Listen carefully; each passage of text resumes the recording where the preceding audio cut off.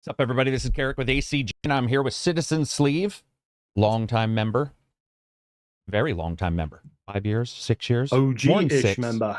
Yeah, OG-ish member. Silver fell ill, Johnny fell ill, and Absy is on a work trip, so it's just him and I keeping the fires burning. Reg is making those games, and Reg is making games. Yeah, it's like it's so weird too, because sometimes we'll get 6 or 7 who want to come on, and I pare it down. And then this morning I woke up and I was like, pinging people, and they're like, Johnny's sick, Silver's out. I'm like, because Absy had told me he was out a couple days ago. It's like, what am I going to do? I was going to do it by myself, but I wanted to get Sleeve on here if he was able to, because he comes on occasionally. We talk about games and movies, and he's a big Mortal Kombat fan. And now we know that Mortal Kombat is going to have Jean-Claude Van Damme. So we're going to talk a little bit about that. Yeah, full circle. So I'm actually excited about that because it is full circle. Like, it's legitimately going all the way back around to the first time. The old style games from them, man. Finding that first one in the arcade was so crazy. Oh, dude. Every time I've seen, like, saw Street Fighter 2 for the first time, I remember seeing MK for the first time, and then Killer Instinct for the first time, and that loud-ass cabinet you could hear across the room. That all of them. Fucking awesome. Yeah. Oh, yeah. You know, I always forget the sound of an arcade. The sound of an arcade is crazy. When you go in and you, like, all of the games merging together, and it's just like, sure you can. You almost need to acclimatize now when you go in. Like, I've been in a few, because we've got a town near us which has got a ton of arcades. So I go in there and it's like, oh my God, overwhelming. And then you kind of click into it and you're like, oh, I remember we would be at the fair, and you would be able to track down the arcade pure by sound. You know, there'd be like, at our fair, there were like animal exhibits, there was zoo exhibits, there was all kinds of crazy stuff, people painting your face, you know, you can get pictures, you could get all this, and you would just hear very far away. Arcade is 20 meters that way, guys. Yeah. You'd hear somebody, or whatever he says when somebody's doing a kick, and I was like, okay, we know where the arcade is. And then you would go, and I still remember the first time it went from 25 cents to 50 cents. And I was like, oh no, half the games, because we would spend almost all of our money. Like, we would just go there, nothing to eat, dry, desiccated husks of gamers, sweating in there, just playing. Love that shit. Shriveled away, hunched over. Yep. If you guys get a chance, tweet out that we're doing this. Hopefully the alert went out, but it looks like it went out with the wrong thumbnail, but that's life. I don't even think I put the numbers on the thumbnail, so a lot of people won't know that. But I appreciate you guys spreading the word of this. We're at 1 million. We're almost at 1,100,000 subscribers, so thank you to all of the new subscribers as well. I know a lot of people don't check out the podcast as much as the reviews, but if you do, thank you for showing up. Definitely appreciate it. Let's just break into Starfield real quick. So Starfield, it released a couple days ago, then released early access, then it released final to people to actually play, which is what you're doing now. And they said over 5 million or 6 million people were playing it. You know, you don't know the sales. I think 6 and 1 million concurrent is what Phil tweeted out. Yeah, there was 1 million concurrent, and that was early access. Yeah. Dude, that, like, regardless if you like it or hate it, it's obvious. I mean, even if you just look at that, it's a success of some kind, especially with it being exclusive to them. Yeah, it was pretty interesting to see something that I noticed this morning, too. So I've continued to play it after beating it. Twice, the third time actually, but for the review, and I saw a lot of people sort of changing their ideas on the reviews, which was weird. There was a lot of, even the people who rate high, low, what have you, there was a lot of people who were like, oh, I've continued to play it, now I like it more, or whatever. I'm like, why'd you do a review then? Why'd you, like, I don't quite get it. I saw a couple of people saying, no, now it's my game of the year, and I'm like, what? Now, I don't know if it's my game of the year. I don't even want to get into that conversation. That's a dumb conversation to have right now, but it was an odd process. What do you think about the first couple hours, though? You yourself. Okay, so I got it for early access. I paid the extra. I was off for a few days. Oh, I was not aware of that. I apologize. Okay. Yeah. Early I got the early access. But I haven't played a ton because you know me, and I did what I always do. I made a character, played for 3 hours. I didn't like that character because I didn't like the traits I'd chosen. So I started again. I started again. I did see that, yeah. But I'm okay now. So I'm about 8 hours in, so not loads. But the opening, it's tedious as all fuck. Yeah. I think luckily Fallout, it's short. Yeah, I mean, I rushed through it without paying attention. And it was only 19 minutes until I was making a character. There you go. Yeah. It's not long or anything, but it's just like Bethesda have always struggled to have an opening to a game that creates the sense of kind of open world that you're about to enter into. Mm-hmm. I think Fallout does it best because you have that moment when the vault door opens normally. Yeah. But like growing up as a baby in Fallout 3 and having a birthday party, I know the idea is to establish the world and you're this kid growing up in a vault, blah, blah, blah. I don't need an hour of it. Yeah, I don't need right. it. And then like Oblivion, the dungeon, you meet Patrick Stewart's king for the first time. That's really tedious. And all I ever did in the end with those games was I would get through that as quickly as possible, make a save just before I created a character, and never, ever do it again, ever. Yeah, right. But this one, I think, is the worst it's been for a long time. There's no moment of... So you get in the ship and you fly off, and even that's a bit trite in terms of, like, here's your world. I just didn't... Like, being a miner and just, like, shooting a few rocks to get some resources you're not going to use for however long, following that chick around. It's definitely slow. Thanks for all the chats and super chats, folks. It helps the channel. I'll read them in a bit. I would say that when you look at this game, it definitely is. Like, I can get through it, but it doesn't solidify me in the world, even though those others I didn't like as much. They did, and they were like, so you do it once, sort of solidify to understand. I didn't feel that way with this, and even though I've done N plus now 3 times, I still don't. I'm still like, I even come up with a couple ideas on my own. I'm like, I'm not saying I could have done it better, but I would have loved to have seen some of the other ideas that these guys had for a starting. Oh, you're muted. It's not a difficult fix, I don't think. If you think like the opening to Prey, right? So you're on the ship, you're flying by. Now, if you just take that premise and you extend it, so you wake up on a space passenger ship. Okay, you can look out the windows and you can see, like, you going past solar systems or planets or wherever it is. You can have a gander around. It orientates you in control terms.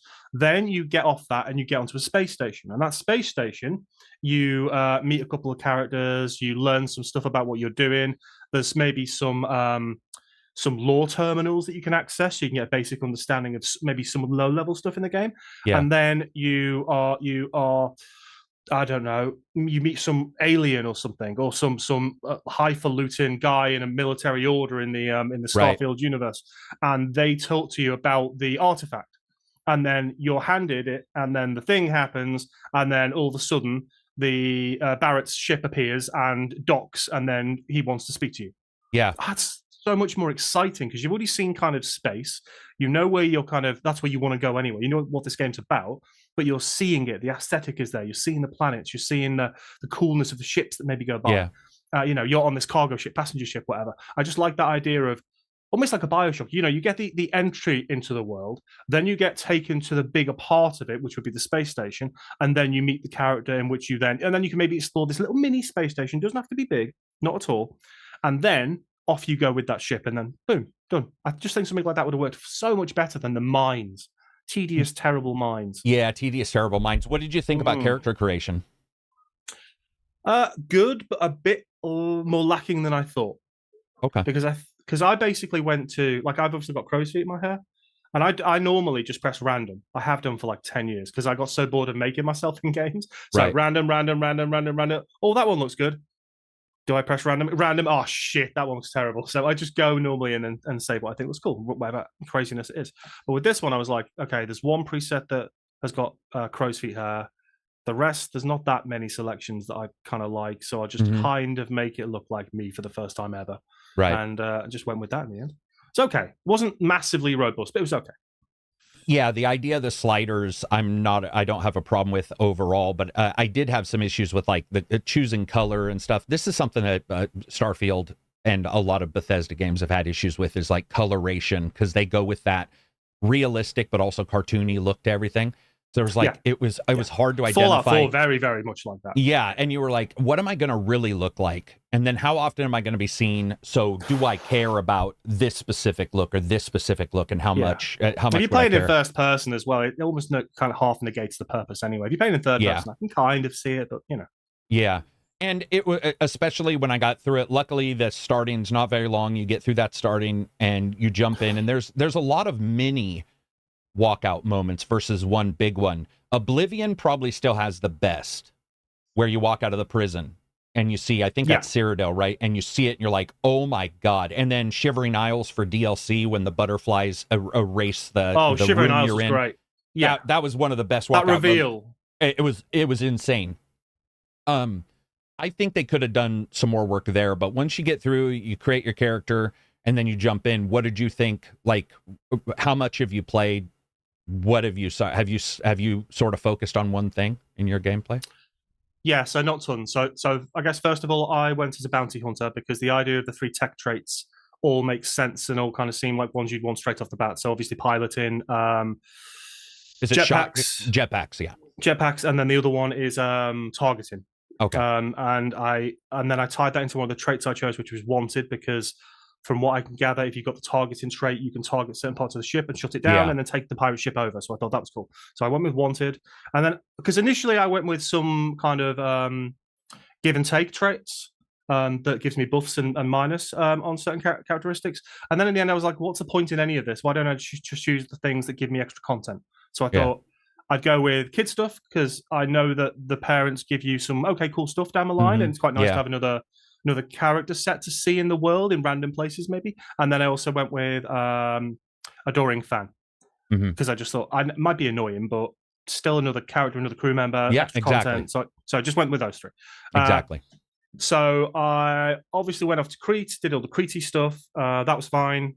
Gunplay's okay, still better than anything Bethesda's probably done prior so far. But we're not talking. Don't expect fucking Halo, Destiny, Call of Duty. Right. I mean, it's just not that.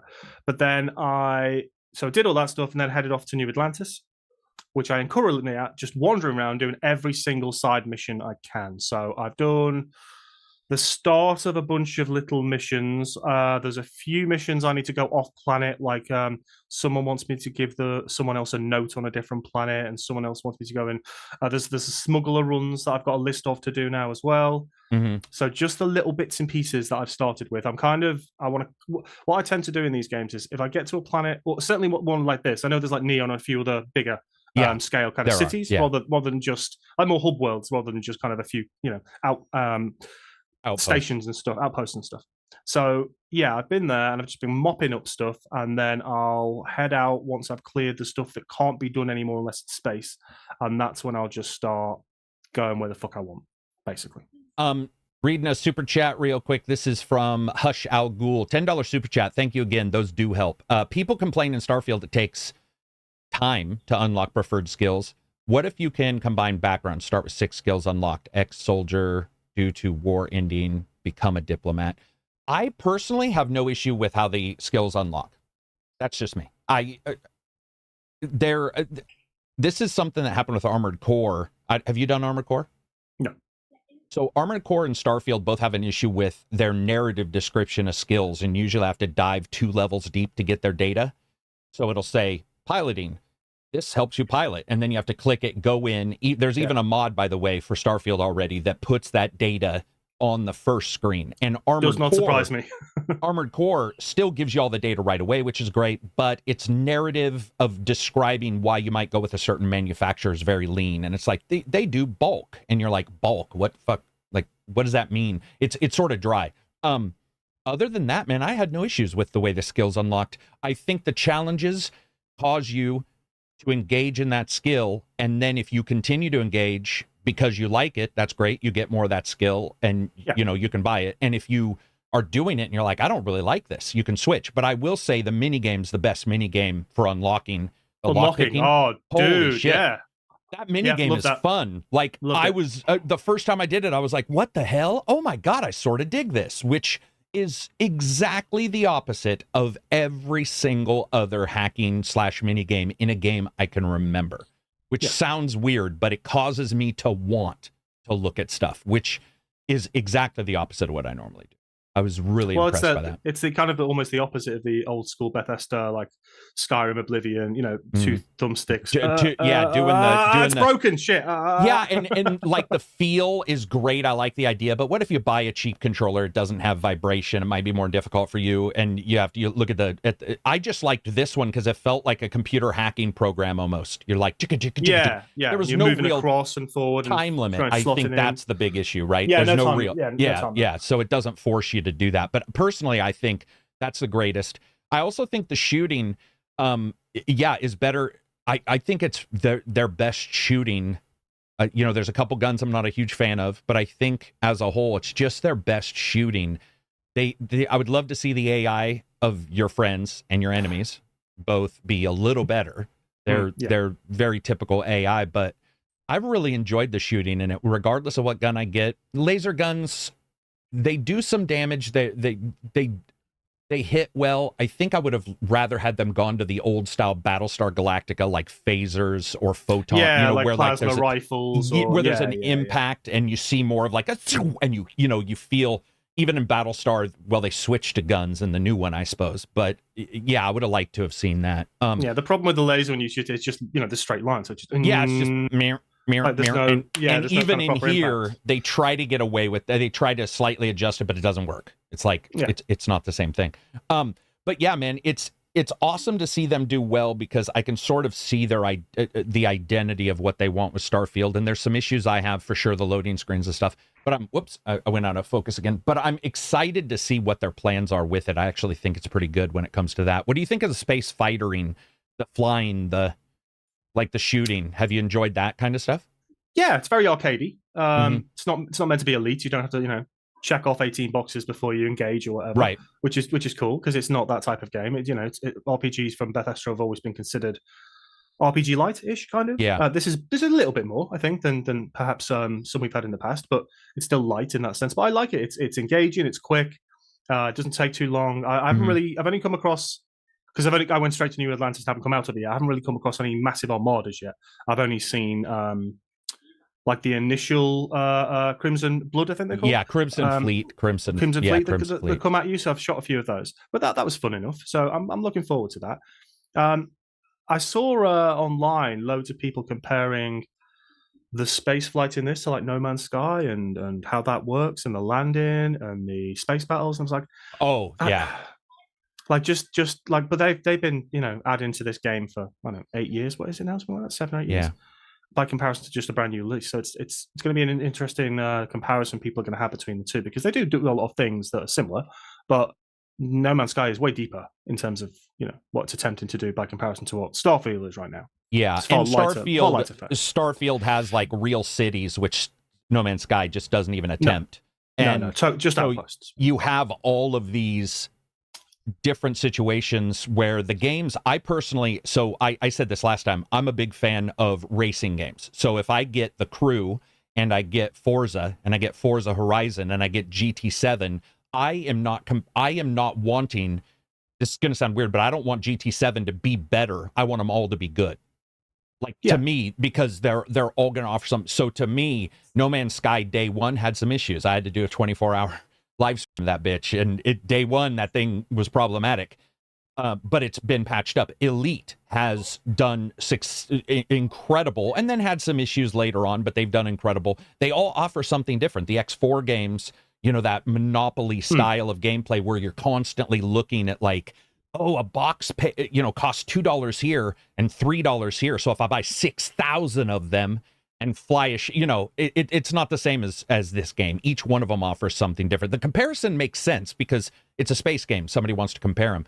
But at the same time, one place where this beats them all, handedly, is the cities, the outposts, the forts, the random exploration bits on the planets turned out to be much more engaging than I ever thought they were going to be. I was actually quite nervous that... Exactly what you'd expect it to be, though, from Bethesda, isn't it? Especially the cities. Yeah, but I just didn't know what it was going to be. I was like, these could be like something I don't want to engage with, and instead, I'm pretty happy engaging with them. Where I'm like, okay, this is enjoyable. Yeah, it's an interesting comparison because you're right.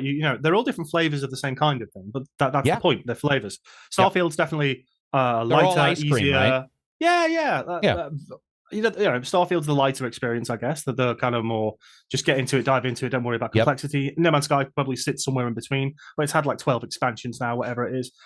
Elite, the more serious again, far more complex if you want to go down that route and you want to actually pretend you're in a starship, as it were. But that's had plenty of expansions. And then the other one, Star Citizen, the X series, will never and ever Star release. Citizen, and Star Citizen, and the 4X, One thing I do like also about all of these games, but in particular, I was sort of surprised they did this with Starfield, was they allowed you to like connect one base to the other with, and it's fairly basic, but you can still connect some type of trading hubs between cities, or between planets. And I get this idea that most likely in DLC we're going to see, true base building expanded, which would be nice because the base building in Starfield's a little rough, man, a little rough. It's very Fallout. It's pretty much Fallout 4 in space when it comes to the building, which is like a little bit rough for me. But overall, man, they've had just insane success, and it's cool to see because now we've got all of these companies having at least one or two big successes, and we're gonna have to see how they roll this out. There's an expansion. I don't know when the expansion comes though. That is one thing. You got it for pre-ordering, but it didn't mention any kind of date. It just said upcoming. So yeah, it just says for upcoming. Christmas, maybe you would hope. Maybe November, something like that. That would be awesome having a Christmas one. Hush Al Ghul, $5 super chat. I think the reason for all the load screens is Starfield was originally designed with PS4 and Xbox. Oh, true. Could be. And if that's true, remember, this is a game where they could easily, if they figure out a way, they could easily switch it and be like, boom, switch it out and remove those. I mean, 10-year development cycle, so. Yeah. That's one thing when you look at this game too, is you can see some of the ship parts are built on purpose to let you build ships from other fiction. I don't know if you've got this far, but there's some unlocks you get. I've seen a Falcon. I've seen the Firefly. Man. Yeah, there's a Battlestar Galactica. Yeah, and you're like, I saw looking at some of these. Yeah. You look at them, you're like, I saw the Normandy, and just by looking at the Normandy, I went back and looked in, and I was like, oh, I get it. Which was smart because the Expanse came out while they were building this. So the idea of saying, hey, let's put a couple habs on here that can give you sort of the Expanse kind of feel to it for those people who want that and move on from there. Just small parts here and there that look kind of similar. You can just kind of connect into each other. Really nice. It's awesome to see that. I think also with Bethesda, the issue with DLSS and the lack of that when it comes to performance on the PCs is the big problem, and we'll see if that gets added in officially. Unofficially, it's been added in. I've used the paid for mod and a couple of the hacked mods. The hacked mod worked better and didn't crash. I installed the paid mod and I was getting crashes all the time. Because it's transferring into the frame generation and stuff. So I'm assuming there's something there, but it's definitely nice to have DLSS, and hopefully we do see companies just saying, hey, we're going to allow all of these to be in there. Tyler Stone, $5 super chat. I just want to say I love the podcast. Keep up the great content. Thank you very much. You'll be seeing some more videos from me coming up in the next week. Tyler. Yeah, appreciate that. Definitely. Just reading some of the stuff. Some people are saying No Man's Sky is deeper now. Yeah, that's fair. Lots of story stuff was added, and the weekly missions. Yeah, I forgot the weekly missions. Yeah. It's gonna be cool to see what Bethesda tries to do. Do they try to do that kind of stuff? Do they do smaller content patches for free? Like, I just don't know, what their plan is. And then mod, I believe the creation kit comes out today. So, today, really? Okay. Yeah. I wonder when the consoles will catch up then with mod enabled.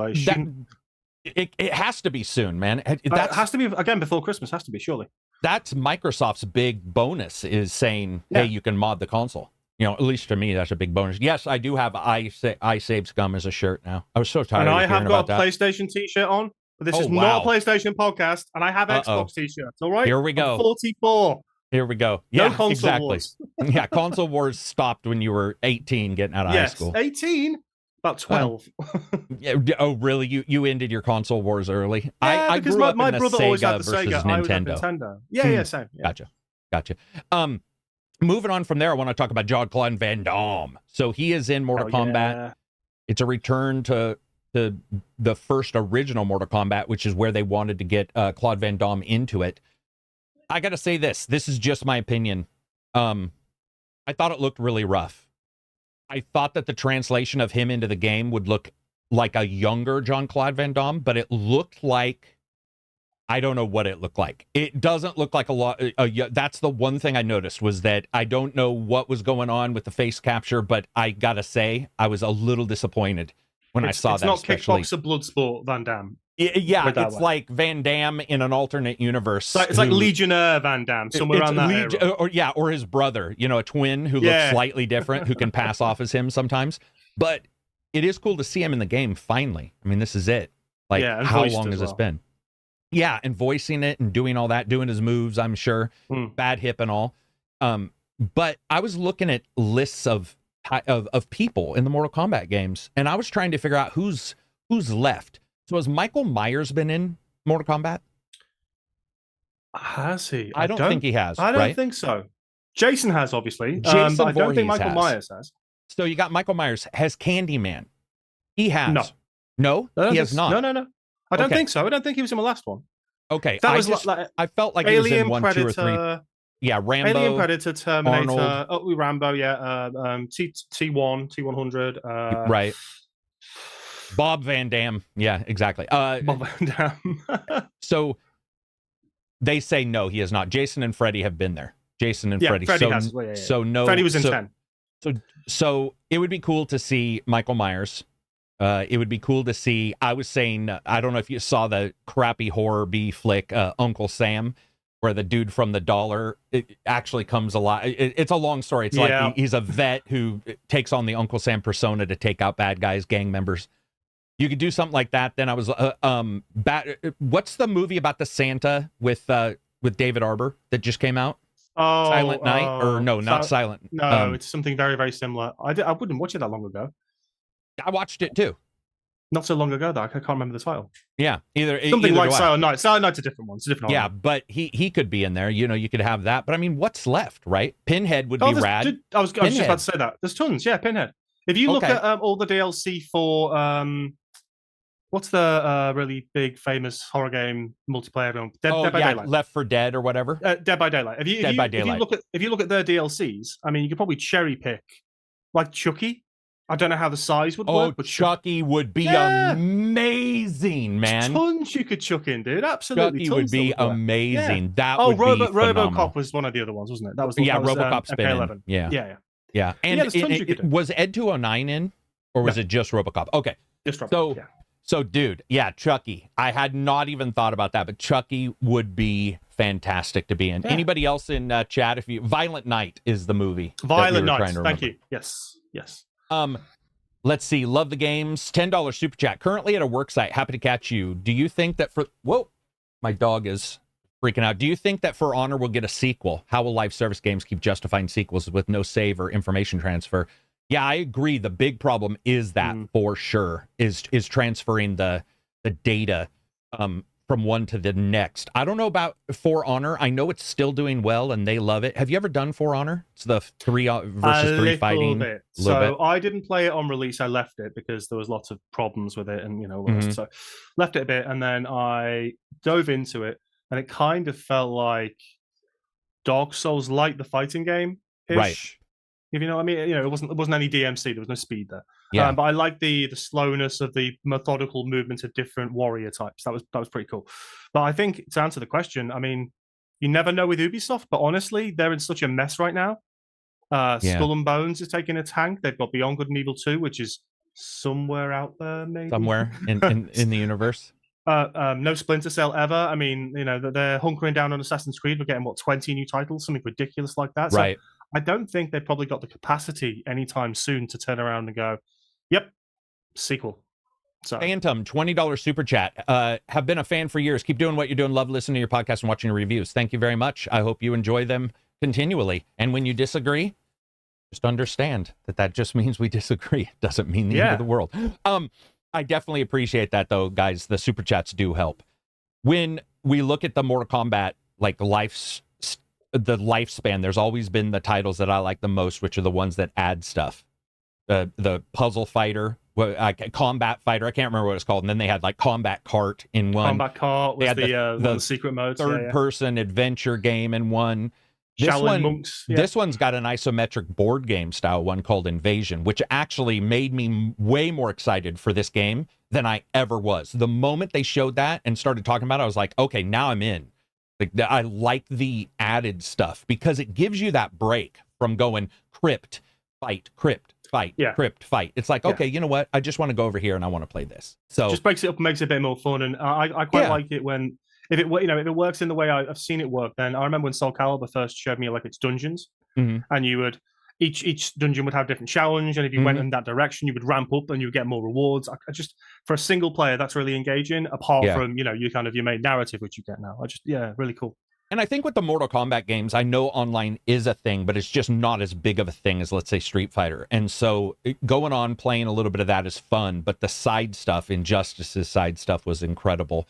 So that kind of side things that are just added are exciting to me. Let's see. They're talking about the Stellaris mod for Star Trek, or the new.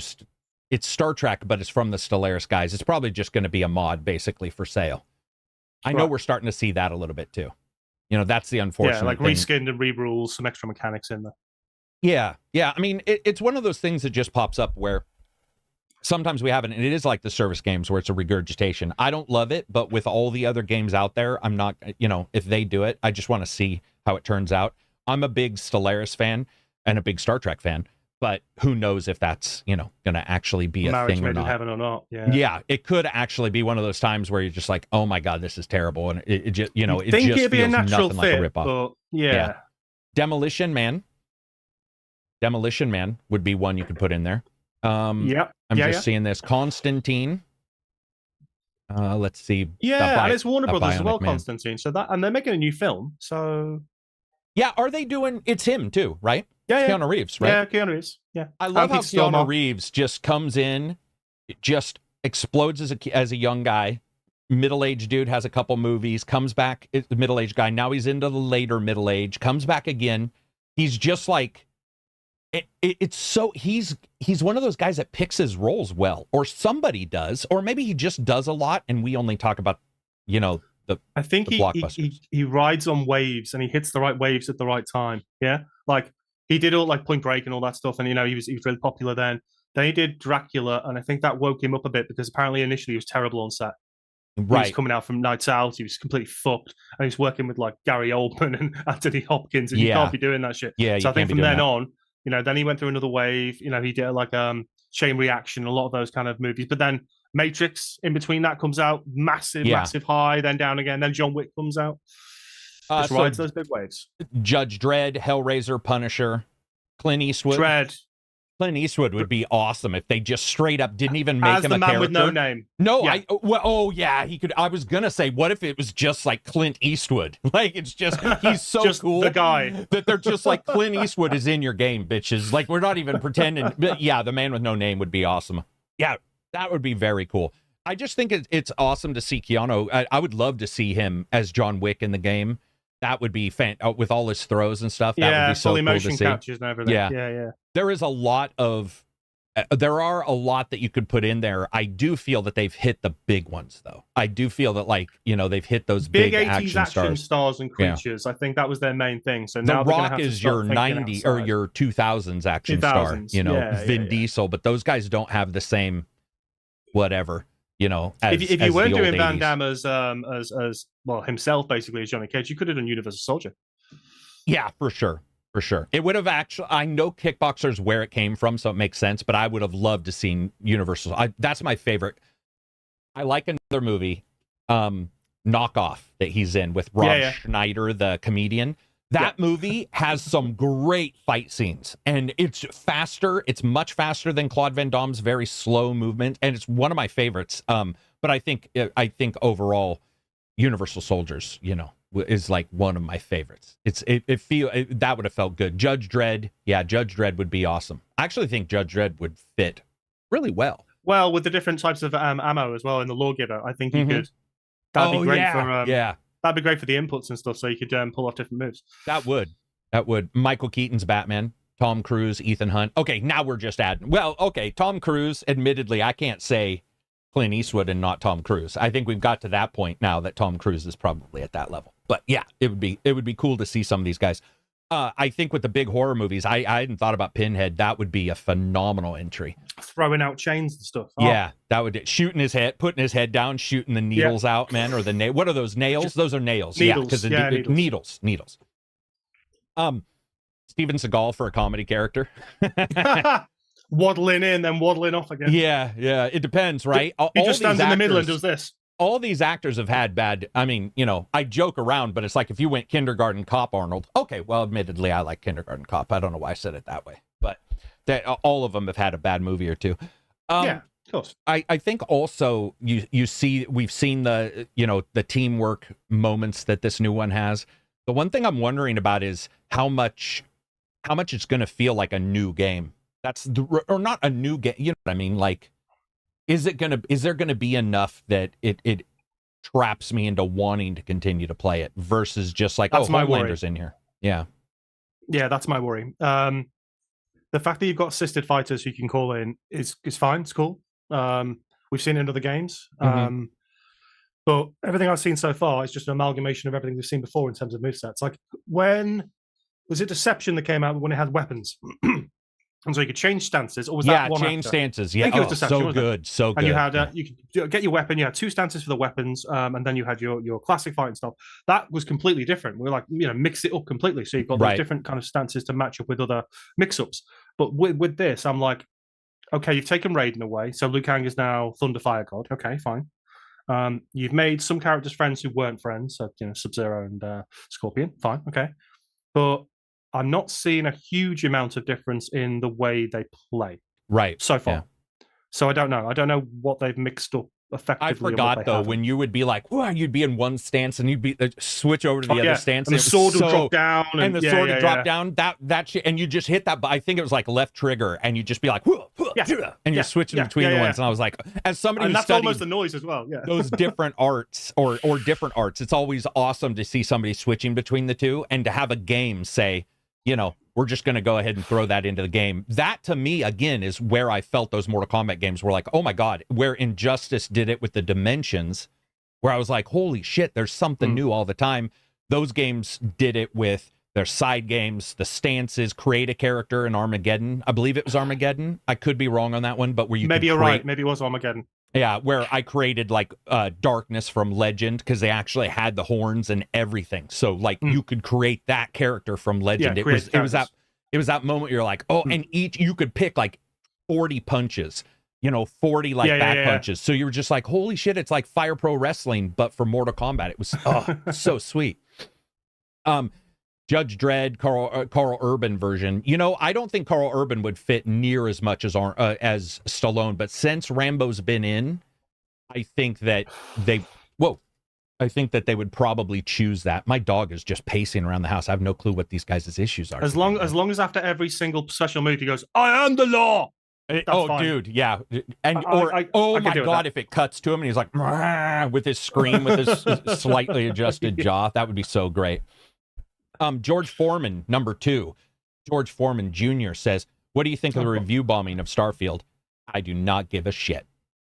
I just don't give a crap. The review bombing stuff, the stuff that happens with user reviews, I don't care.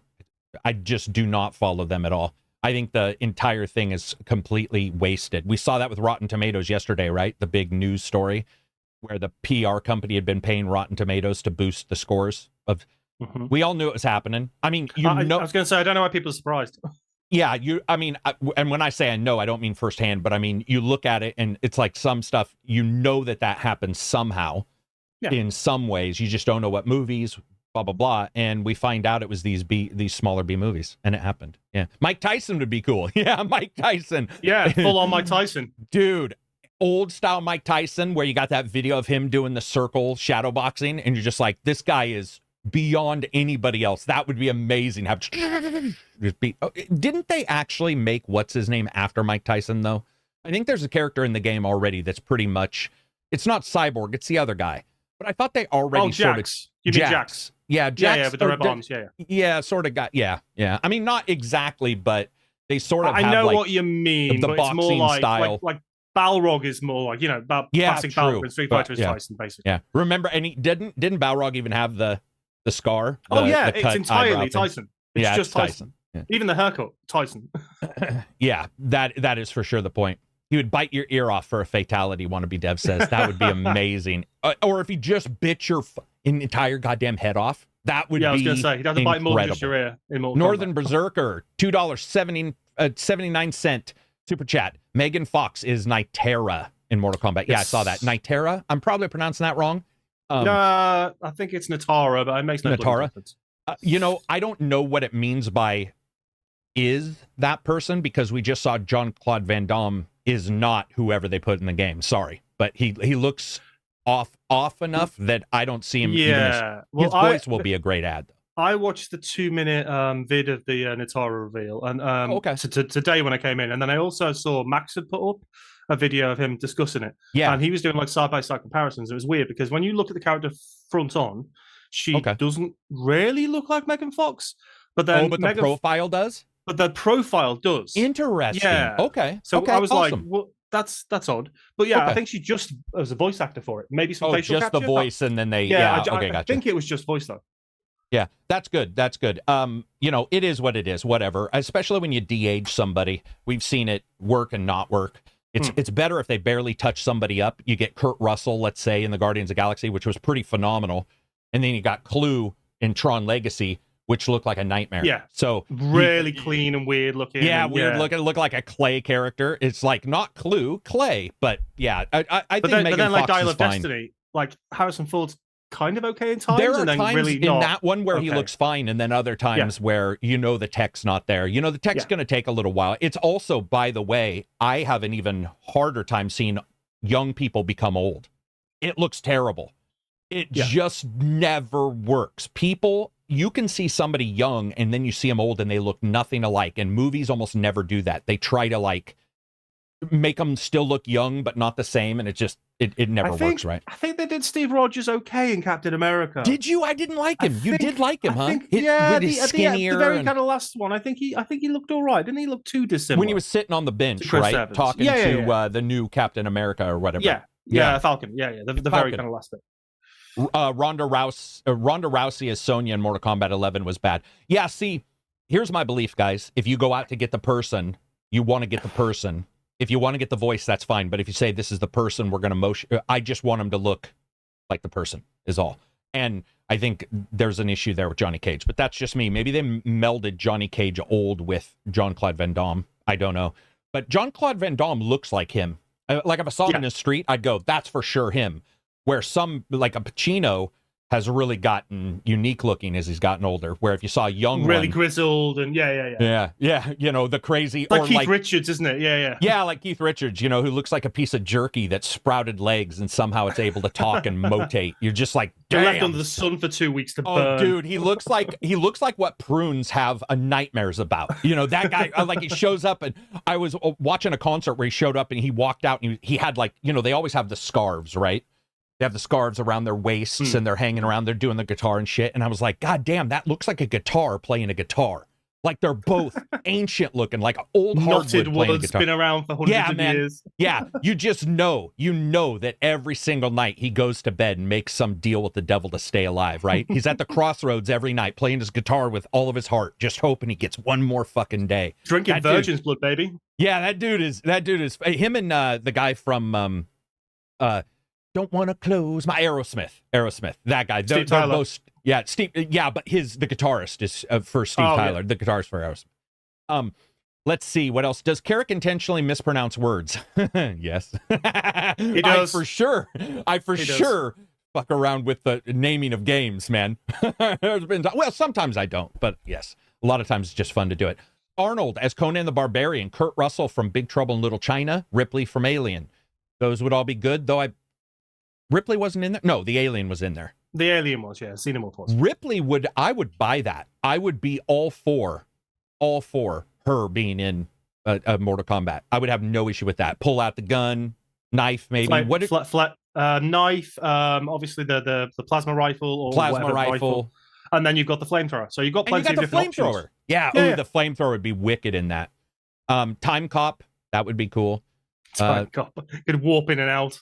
Why? I wonder why they chose to make young Jean-Claude Van Damme. Yeah, I'm not sure. I think that they're just not. You have to decide exactly how far you're going to go, how far in the past you're gonna sort of push this person. But Ripley with Jonesy as a sidekick. Yeah, I think the idea. The cat. Yeah. Or even Newt, carry Newt and throw Newt at some point. That she gets out, bites your neck. She just screams. They come at night mostly. Oh my god! They come at night mostly. The Goonies, Sloth from the Goonies. Yeah, he passed away recently. Well, not recently, but in the last couple of years. I was thinking about the Goonies a couple days ago because I still like Explorers more, River Phoenix and Ethan Hawke. And those came at the same time, the young kid shows, where young kids find a mystery kind of shows. Man, that was the best part of being a kid.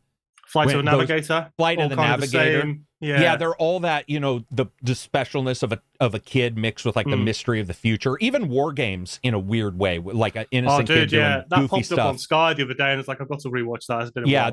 those are the time, man. When I still remember watching Explorers the first time, and I was talking to somebody. I was trying to get Brian Cox on here, the scientist Brian Cox. And I was listening to a bunch of his stuff so I can email him and get him on because I want to talk about some other stuff, but. I was laughing about this thing. We're always talking about aliens coming to Earth, and I was like, Explorers did it right, where the aliens who come to Earth are two kids who watch our shows.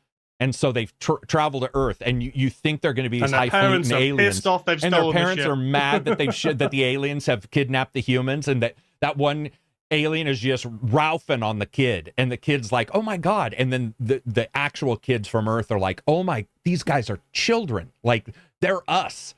That was awesome. Let's see. Hey, you guys. Yeah, that would be a very cool moment to see that. Guys. I watched Explorers last year. M. Beeching says, Explorers, if anybody hasn't seen that, it is just a phenomenal, phenomenal movie. Do you think Alan Wake 2 will be a physical release eventually? I don't know. Yeah, probably limited. We're going to get to Alan Wake in a second. But yeah, probably. I don't know. Dude, man. Short circuit in Mortal Kombat. Oh my God, Johnny Five? Johnny Five, baby. Is alive. That would be awesome, man. Johnny Five. See, those are the things. The 80. It's at some point the innocence was lost, right? It's like every kid has to be cool, and even if they're a nerd, they have to become cool. And even in war games, by the time it's over, he's still a nerd. Like nothing has changed. Explorers, nothing changed. Goonies, they're quite literally still absolute nerds. And a lot now of that shit's sort of nostalgic changed. Remakes now, isn't it? Whereas back then it was, we got all these kind of this plethora of films that were all just kind of innocent, but kind of edgy now and again. They were cool, they were different, they were a bit unique. Batteries Not Included, that kind of thing. Batteries Not Included was good too, man. Batteries Not Included was about the old people, right? Yeah, the tiny little a little bit like Cocoon, where it was about the old. Cocoon was legit. Cocoon is a little sad though. Cocoon's got that edge to it already, where his wife dies after she refuses to like bathe in the alien, love juice. I don't know what they're bathing in. Weren't they sleeping with the aliens' eggs or whatever and sucking the power from the aliens? That's how they ended up becoming younger. Like is it the first one or the second one? They're in a swimming pool at some point, kind of steadily de-aging. Yeah. Have I missed Baldur's Gate discussion? No, you haven't. River Phoenix comes on later in the series. What series are you talking about? Indiana Jones? Must be. Right, because that's the only series. He plays young indie in a number of, at least one, maybe a couple of young indie films. Right. But back to Mortal Kombat. Yeah, it'll be cool to see everything. It hasn't really engaged me until now with the board game stuff. The side characters, I think they thought it was going to pop even bigger than it did. But it's like even the Mortal Kombat fans I talked to are just like, okay. I think we've seen it before, so it's not as. Ooh, Data from Star Trek. No, Worf. Yeah, Worf would make more sense. Worf would with be his war blades. With his war blades, he could. Who's the bald guy with the gray Quinn something? Qui-Gon Jinn, I think. Is that his name? Yeah. They both have the sort of like that look to him. That Worf would.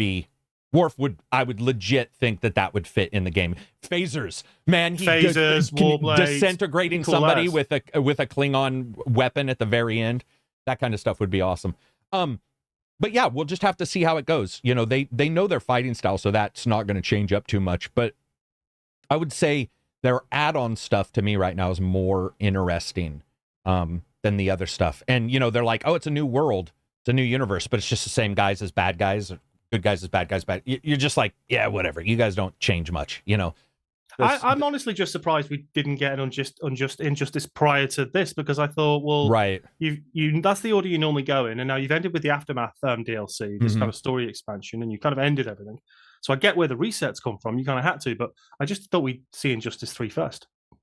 Hey, Tex came up with an amazing one, Mad Max version, Mel Gibson version of Mad Max. Yeah, Mad Max would work. Yeah. Where he's walking with his bad leg. Yeah, not the new one. I'm sorry. I didn't like that movie. I know everybody else thinks it's the greatest thing in the world, but whatever. Just wasn't a fan. You liked the new one, though, right? Yeah.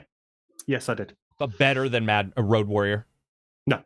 Yeah. Like, right. Like, that's impossible. Like, I question your humanity. The original trilogy, like 1, I think a lot of people get and don't get. It's quite a it's quite a divisive film. But 2 and 3...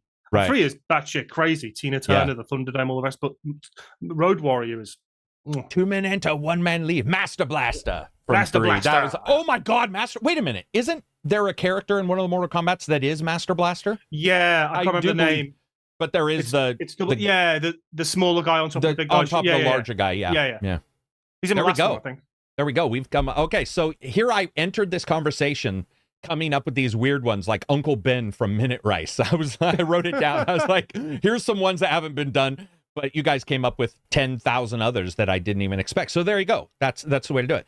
Moving on to Baldur's Gate. Baldur's Gate 3 PS5 edition came out. Looks to be doing really well. People are saying that the performance is really good. Have you done Baldur's Gate 3?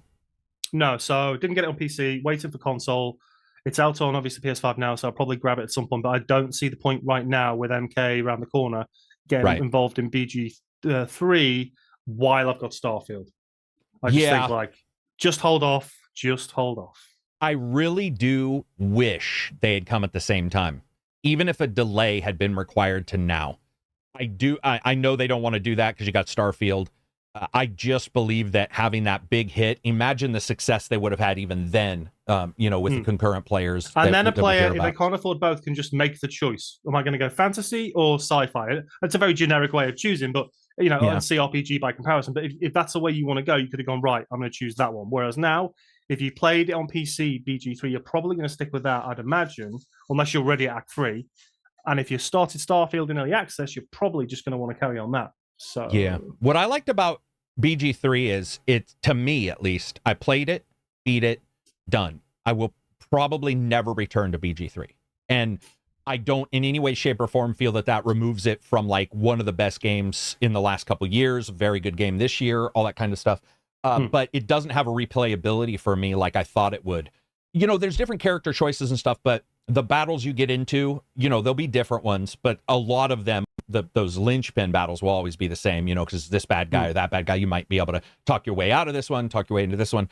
But it's a great game, but it is interesting that it came and went for me, and not in a bad way. It's just like, okay, I'm done. That's a notch in the belt of awesome games, and I've moved on. And I want to see how it.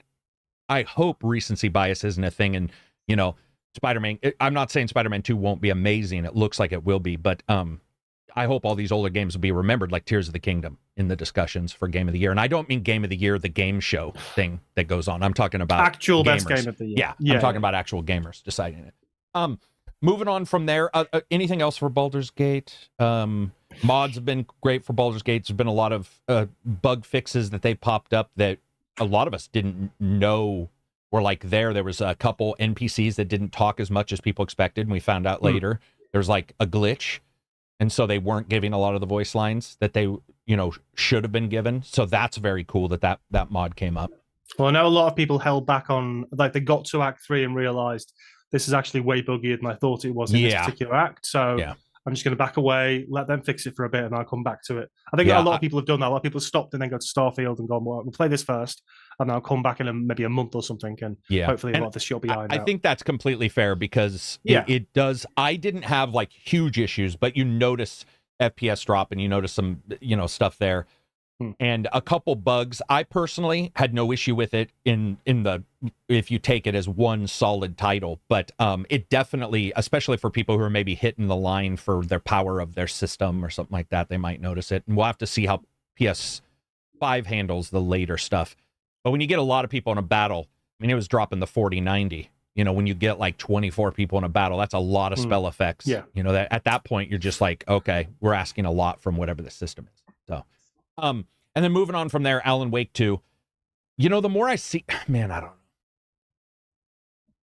don't know, dude. Man, the more I see this game, I just don't know how I feel about Alan Wake 2. I liked the cinematic trailer. I don't know if you saw it with the real actor and stuff. And I love Alan Wake, but there's something about it doesn't feel like it has the heart or something that Alan Wake 1 had. There's something missing where I guess I'm just not as invested in the main character maybe yet. Maybe that's it. Maybe I just haven't seen enough, or maybe they haven't shown it on purpose, but it hasn't grabbed me. The Alan Wake mystery isn't there, which makes sense because we know some of the mystery from the first one. But I don't know. What do you think? I mean, like, are you chomping at the bit for it? I know you like horror games or scarier games or creepy games. I'm not chomping at the bit for it, but I think that's probably the marketing. I'm kind of the same. So Alan Wake had it as a, it was supposed to be an open world game when it first got made, and they had to pare it back because the engine wasn't playing, all the rest of it. But I think that helped them because it made a more concise, focused, linear, whether you like it or not, experience. And I think horror games work better that way. Right. And I think this one has tried to open up a little bit more, which is exactly what you'd expect from every sequel you've ever seen. That's what sequels do. Yeah. Right. But yeah, I'm not quite as, like, it looks pretty cool, but I'm not as engaged with the central character yet. And until I see some emotive moments that are a bit more, and narrative clicks that are a little bit more open and interesting, it's gonna, like, I need to see the intro. Like, I need to see a good hour of gameplay, I think, to be able to go, right, okay, yeah, I get what you're doing. Okay. Yeah, that's the thing is I see it's Alan Wake, so it gets me on the name. He's in it, so that excites me. And I totally get why they have another character. That makes sense. I just haven't seen enough to even know what's going on. And I feel like with Alan Wake 1, we knew so much because it was Microsoft pushing it for their system. And it was like the specialty. And then now in Control, even, I felt I already knew more. And there was a mystery in Control with the DLC, that sort of grabbed me. And this just, I don't know, man. Not. I think with the first one as well, it was really clear what the game was. You knew it was survival horror and the trappings of that to some extent, although not as, not Resident Evil or Silent Hill. But because the straight up narrative is pretty obvious, he's a writer. He's going to go to a Stephen King type place. You saw the opening with the ferry and all the setup. You heard his narration, and you were like, obviously his writing is going to drip feed into this world, and things are going to go wrong. Like, it wasn't any mystery. Okay, a lot of the beats we saw in it and the ending and things like that were very cool and a bit different, but we haven't seen that in Alan Wake 2 yet. We've had little kind of drip feeds, little flashes, and nothing has really given us any kind of meat on the potatoes. So I don't know. We'll see. Yeah, and I it's think very close. I think that's actually a good point, is that when you looked at the original, you also questioned through most of the game if it was real or not. You were like, is Alan Wake nuts? And they play that off forever. And now here, it's another character who, like, now obviously not, unless he's writing himself out of the mystery by writing an FBI agent to come in and save him, which is completely possible. It's just we haven't seen that yet. And the gameplay I've seen looks very close to Resident Evil. And I'm not saying Alan Wake wasn't, because I do think a lot of Alan Wake had remnants and reflections from Resident Evil, but I don't know. It just hasn't grabbed me like I thought it would. And maybe we just need to get closer to it. Alone in the Dark got pushed, which I think makes sense. Yeah, I know it does. They pushed that to 2024. It was like they had some problems in the background from what I heard, and things weren't going as well as they wanted. The polish wasn't there. So yeah, and even if it was, I think going against Alan Wake, you never quite know how Alan Wake's gonna do, because Alan Wake sort of has this name, a prestige to its name. It doesn't sell well, which is something I mentioned on the last podcast. I'm a little nervous too, because no matter how many times they pushed it, it hasn't sold well. But we'll just have to see. Yeah, it's a little nerve-wracking. Especially the back end of this year, mate. The amount of games we get in is woo, and so many awesome ones as well. Yeah, and a lot of people are holding on to one or two games, like you holding on to Baldur's Gate. Well, that's 80 to 120 hours you're holding on to. So it's like, and if Starfield is, a game that you play in that repetitive, sort of random generation, go in, explore, do this kind of stuff, that could eat up a ton of hours. And it can be quite easy to look at a couple of these games and say, yeah, I'm going to hold off on this. I'm just going to push pause on it. So speaking of pushing pause, we can unpause this. Finally, Switch 2 was shown to some people at Gamescom, and it looks to be about PS5, or, they're saying Xbox Series S, PS5, probably somewhere in there. Got DLSS, they say, also backwards compatibility, which surprises me. Backwards compatible. Well, it doesn't surprise me. It's what I'd hoped, but yeah, it's what we hope. But Nintendo barely ever do this. They used to, and then they didn't, and now apparently they are. So right, good on them. Something that's cool. I'm just excited to see the handheld come up, especially because all these other handhelds are coming up from the PC makers. You've got all these different creators. The PlayStation Portal and the PlayStation. What is that Portal? Right. So, but with the Switch, I mean, I just want to see it. They supposedly has DLSS, and it'd be great if that was inborn and it was just like, okay, every game can use it. We can see how that, all comes together. I personally am just happy to finally see it. I don't know what the price will be. I don't remember what the original price was for the Switch, though. Was it $399? Maybe it was $399 and $300 in the UK, something like that. It was somewhere around $350, maybe somewhere around there. Between $300 and $400. Yeah, so you've got that. That's not bad. I think when you look at the PC, the PC versions of this, they're a little bit more powerful. Other than the Steam Deck, that kind of stuff, this could pop in as its own, specialized thing. Doesn't have to run Windows. I'm sort of excited to see it. I also think their form factor for the Switch is pretty nice.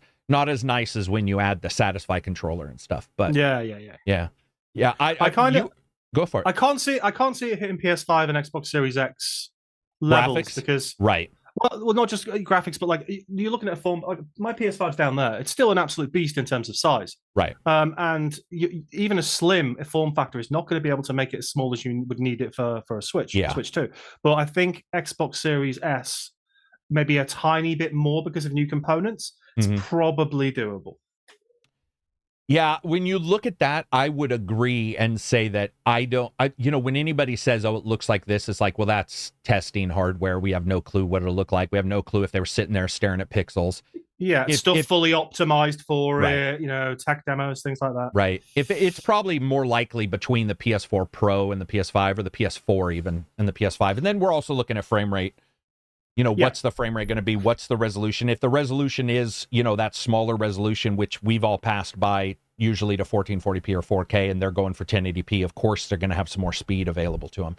But then if you're using DLSS, you also are going from a lower resolution than 1080p, which once you get down into like 720p and stuff and try to up-res, it looks pretty rough.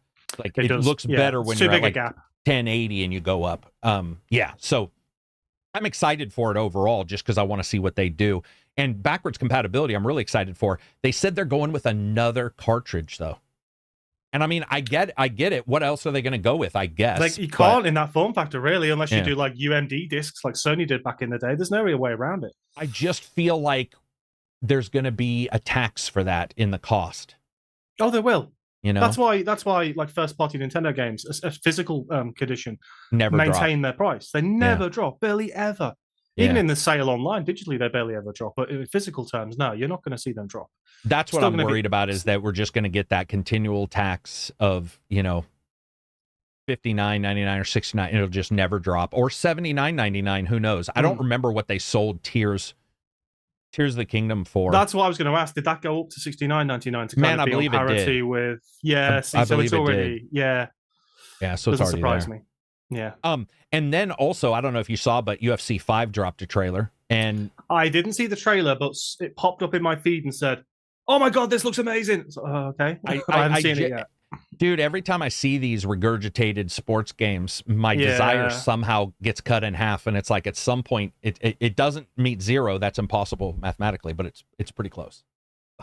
I used to play FIFA all the time. I haven't bought a FIFA game in the last half a decade, maybe more. Yeah, and they're always trying to mess something around. They'll be like, "Oh man, we've got a new ground game, for UFC." It's always about like system, a brand new system. Yeah, that was all it really is. All it really is moving the joysticks in a different way. It never feels right. It's I think the ground game is just much more difficult than a fight night where it's boxing or UFC where it's mostly standing difficult up. By comparison, when you're dealing with wrestling and jiu-jitsu, different forms of them, ground and pound, you've got so many different types of ground game that you can utilize. That trying to integrate those effectively, it's not like boxing where it's uppercuts, hooks, jabs, over the top, under, and then you're using two sticks or two shoulders or whatever to kind of mimic the blocking and whatever. It's it's not the same. Would you say for NFL, for FIFA, for basketball, are there any of these that you will ever get? Would you ever do an NBA 2K or NFL? Not anymore. Okay. Not anymore. I think also the problem with those games is like they just become incredibly repetitive. Incredibly. And I know we can talk about certain systems in RPGs or certain other games, but if I'm going to want repetition, I'd rather play Street Fighter 6. I'd rather play a fighting game. Right. Because then I'm learning more complex moves. I'm integrating them, learning ways to defend. Whereas with FIFA, I'm an okay FIFA player, and I get the nuance that you get with each game, kind of. But as you said, they normally rehash systems anyway. But I just get bored after a while. And I'm not into Ultimate Team either, so... Well, and that's all they're. I mean, a lot of them are just that front end for it. They always feel like a front end for it, and you start playing them, and you're like, okay, great, it's a new roster for like NFL. It's a new roster, but sorry, the way you throw the football hasn't changed. It's like at some point you just look at it and you're like, this is football, this is basketball, this is soccer. Well, that's the problem. That's the problem. These are already existing established rule sets. Yeah, it's not like Blood Bowl is, like right, yeah. Games Workshop's variation on NFL, American football, but it's different because it can be. Whereas if you're like, you could make 120 games for ice hockey, you're still making a game with the same rules there have been since there have been those rules. Can we get a Fight Night 4? Yeah, Fight Night. What was the last one? Fight Night Championship or whatever? Champions, I think. Something like that, yeah. Wasn't a fan of that one. That one had a boss fight where I remember it on purpose harmed you. Like, it was like your arm is hurt or what, it tried to do the narrative boss fight. And I'm like, listen, boss fight's hard enough on its own. Just let me do the boss fight normally. Yeah. I want Rocky and Rocky Legends again, man. Yeah. Or, oh man, I still own Buster Douglas Knockout Boxing. I think that's what it was called. I've got it on the Genesis in my room. Give us Mortal Kombat football. Yeah, I think when you look at Blood Bowl and that kind of stuff, those definitely work. Those are enjoyable titles because they mess around with an established rule set and sort of let, spike the ref or, throw a spiked ball, stick it to somebody, throw a goblin if you're a troll. Yeah. Undisputed is in early access. Yeah, Undisputed is sort of the ripoff of Fight Night, right? I believe it is. I believe it's from some of the same makers. What else have you been doing? You been playing any other games we haven't mentioned? So I'm about 2/3 through Resident Evil 4. I finished Miles Morales, but I just had it sat on the final mission for about a month because I was like, I'm not finishing it yet. Finishing it yet. And then Graham was like, Spider-Man 2's out in a month, finish Miles Morales. And I was like, fuck's sake. So I finished that. A bit underwhelming, I thought, but I only really considered it a DLC, even though it was a standalone. It was really just kind of a Spider-Man DLC. So that's done. I'm 3/4 of the way through Jedi Survivor, which I'm liking, but not. Yeah. There are certain systems which are a bit annoying. Some of the combat's quite annoying, although I quite like using the blaster, which breaks up the basic lightsaber stuff. And then Street Fighter 6 and Starfield. They're the other two. Street Fighter 6 I've been playing online. It's good, man. Gameplay is just sweet. Feels good. My one problem with it is the main roster. So whenever my brother and I get a brand new fighting game, we've done this since we were kids, we try every single character out at least once. Every single one of them. And then we'll hone in. Like I remember discovering T-Hawk for the first time and being like, right, yeah, I totally get T-Hawk. And we just couldn't get that in Street Fighter. Like traditionally, or very old school, I'm Ken, he's Ryu. I'm Sagat, he's Balrog. They're always our kind of go-tos. But this one, I was like, there's not really, apart from the obvious ones I'd normally play, anyone who I'm gravitating towards. So so I just I've been playing a bit of E-Honda, a lot of Zangief, which I've always kind of done, and then Ken in between stuff. So I'm hoping the DLC, maybe not the first wave, but maybe down the line we'll start getting more interesting characters. I'm a huge fan of E-Honda, man. I don't know why. I just love the idea of it. 100-ton slap, baby. Yeah. Class Viceroy, $20 super chat. Been listening to the podcast for years off and on. Just wanted to drop into the live stream and send some support. Thanks for all you do. Thank you very much, man. I appreciate it. Thank you very much, yeah. Turns out I got the YouTube notification, but the live stream didn't show for some reason on the channel. Yeah, well, that's life. With my YouTube, I'm just happy somebody got an initial reaction. It is so funny. We were talking about this a couple weeks ago. My drop-off for videos, views, and patron have never been around a bad video, a bad patron thing. They have always been caused by the system. When I was at my highest with patron and everything was going fine, out of the blue without warning anybody, they turned the fee onto the patrons and not onto the us in the middle of the night. They were like, we're telling everybody they have to major pay the fee. reversal. Sorry, I lost like 2,200 patrons middle of the night, and then they banned somebody from patron. I lost another 1,000, and I'm happy about that, and we stay pretty solid. You want to always build, but it's like that's something where patron's not as hot as it used to be. I think everybody's got a patron, and we're still always getting people coming into a Discord, so there's new patrons constantly popping in. And the same thing happened with YouTube, where they all of a sudden started trying all these things, and they're like, okay, you're now no longer going to get every alert. And I remember I was just starting to get big and doing well, and each video was hitting, and it was about the Days Gone, World War Z days, and each video was getting like 1 million views, and I was like, oh, this is, I've got it set up. This is going to be great. I'll be able to do this side content, blah, blah, blah. And then they just announced, they're like, oh yeah, we've decided we're no longer, and then behind the scenes, without telling anybody, they made it so if you do 3 notifications, 2 videos and a community post, 2 community posts and a video, what have you, they just stop alerting people. They're like, when you've got 3 in a 48-hour period, they just stop telling people about your stuff. And I'm like, what if I have 2 reviews pop on the same day?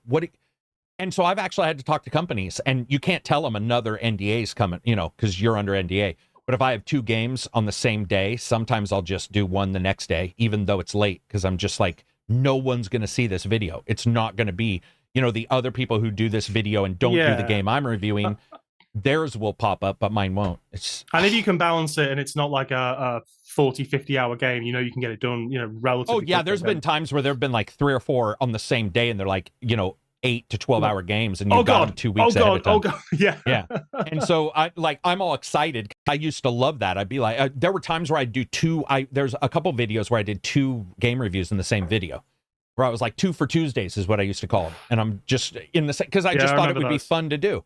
And you can't have fun. Well, I was just telling some, they were like, hey, I want to start YouTube. And I'm just realized they actively make it less fun now. It is actually less fun to create stuff, because all the stuff you used to do to have fun and joke around, if you joke around, like I used to do the videos where it's like, what do you think? And I'm still going to do them occasionally. But, you'd get 100,000 views on that and 1 million on YouTube, and YouTube would be like, okay, nobody likes this. Only 10% of your normal people watch this, so we're not going to send it to anyone. And you're like, what? Like, that's the fun part, is having an engagement with a community or doing a random discussion in community posts, and now they just remove it. It's just 7 people sat in like Google's YouTube office going, what can we make the algorithm do now? Yeah. What can we make the AI do? I know, don't tell anyone what's happening with their videos for at least 50% of the time. Go. Yeah. Or like they say you can turn off video suggestions, and I just did that again last night. They showed up within less than an hour. I'm like, I don't want to see this person's videos at all. Like, they'll do ones with like dogs, and they'll be like, Sarah McLachlan ruined my Sunday, in the eyes of an angel. And they're showing like a dog sick. And you're like, I don't want to see this shit. So I'll hit, don't show this ever again. Less than an hour later, same exact video shows up. And I'm same person too. I even checked. I was like, I know and one day we spent in Discord, we spent about 3 hours, and I think I removed about 600 channels, and all of them are back. Like, they just don't care, man. It's like, you got to have this. You need this. You want this. And to fix your subscriber notifications, go into subscriptions, find ACG. There's a drop down, say subscribed, click that, all, personalized, none, click all again. Yeah, but it won't fix it if there are already 3 alerts. And YouTube has informed creators that it also sometimes just won't send out alerts. And that's like them with bandwidth issues. That was one of the things they said about the 3 alerts, is they were like, oh, there's too many videos going up live. It would kill our bandwidth. And I'm like, dude, success is on you. If you have success, you need to figure out a way to continue the success. Don't be, there's one company on the fucking planet who has the resources and the money to do whatever they want with that shit. Yeah. But we see it with Twitch, we see it with Twitch harming their people and stuff like that. I think YouTube lowered the monetization requirements, which is nice, because they raised them. Oh, that was the other thing. Out of the blue, I remember Go Burns was almost monetized. And by the way, I'm a person who believes you should be monetized. I don't understand why.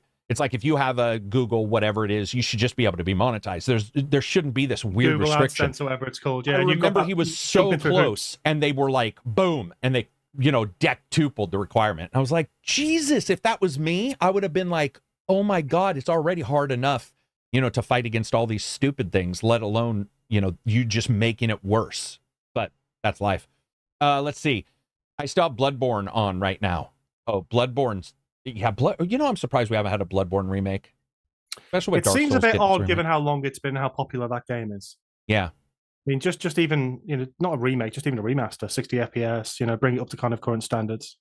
Yeah, it would be. It's I mean, no brainer. it's not my highest game. In fact, there's a lot of their games I like much more than that, but it is still very cool that It'd sell a fuck ton as well, especially on yeah. PC. I mean, it's a unique absolutely world. would. That's another title I think is going to get lost. Lies of P. Yeah, there's too many games out. Yeah, that game's coming into a rough time frame. It's like Armored Core, where yes, it did okay. We saw concurrent and it was doing well, supposedly the best from, but it disappeared in the discussion to keep the long tail sales. Yeah. Like that kind of stuff. And if they don't make those amazing sales day one and this constant concurrent on Steam shit we talk about, then they might disappear. And Liza P is going on Game Pass, and Game Pass doesn't say sales, they say players. So it's like you don't know, how it's well like they did. Is it Sea of Stars, that new top-down, old school looking RPG that came out? And I know a lot of people have been talking about it in the Discord, and I've seen kind of a lot of people say that game it's fucking brilliant game. Brilliant, supposedly. Is it another game that's going to get now slowly lost because of BG3? Well, and what's Starfield? the sequel? Octopath Traveler 2 is the same way. Yeah. Like but it's not on Xbox. That's only on PlayStation. No, it's on Xbox now. Is it? 2 is. Now. 1 wasn't. Okay. 1 wasn't. Yeah. And I remember number 1 coming hitting big, right? It's like, blah, blah, blah. And then 2 came and I was just like, nobody's talking about it. So whatever happened to Reg? Reg has been making games, man. Reg is doing well games, for himself. baby. Trying to get him on next Friday. I've asked him if he can show up next Friday, but he's making games, doing a bunch of stuff. He's a mod for like a 5,000 or 6,000 person Discord. He's trying to get his game on. Did some game jams. I'll definitely tweet out his game. It's going to be furries. I'm sure for like visual novel furry game. I'll post it out. I'll share it. I'll review it. This is the exact kind of furry I like. Wulong is getting collab with Liza P. That is true. Wulong is a game also that is like questionable, and it's. I don't know, man. It's just one of those things where you look at some of these games and they're going to be lost, and that sucks. But how do you fight that other than delaying like Alone in the Dark did? That's your best bet. I don't think you can this year. I think most other years you could kick it to February. You could kick it to March maybe. Or right. You could, you could rearrange some stuff. There's too much stuff this year. It's too much stuff. I did post in the Discord. I didn't do this on Twitter, but I did post in the Discord if anybody had any questions. So let me see. We did get a couple. Oh boy.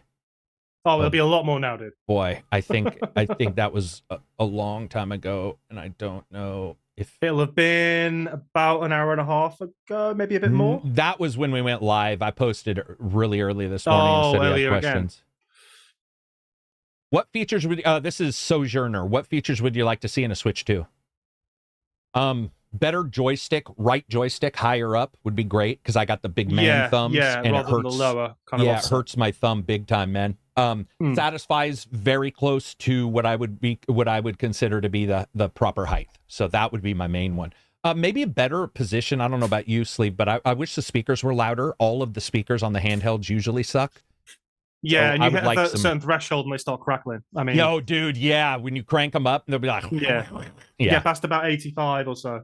The 1X Player 2 has some pretty good speakers on it. They were created, I think, in partnership with Denon. I can't remember, but they're pretty good and they're in a good placement. But I would love to see. I don't know how they would do it. By the way, you didn't ask us as engineers, so I can't say as an engineer I know how to do this. I'm saying as a fan. xCloud is crap right now. I got to tell you guys, I was really disappointed with xCloud Starfield.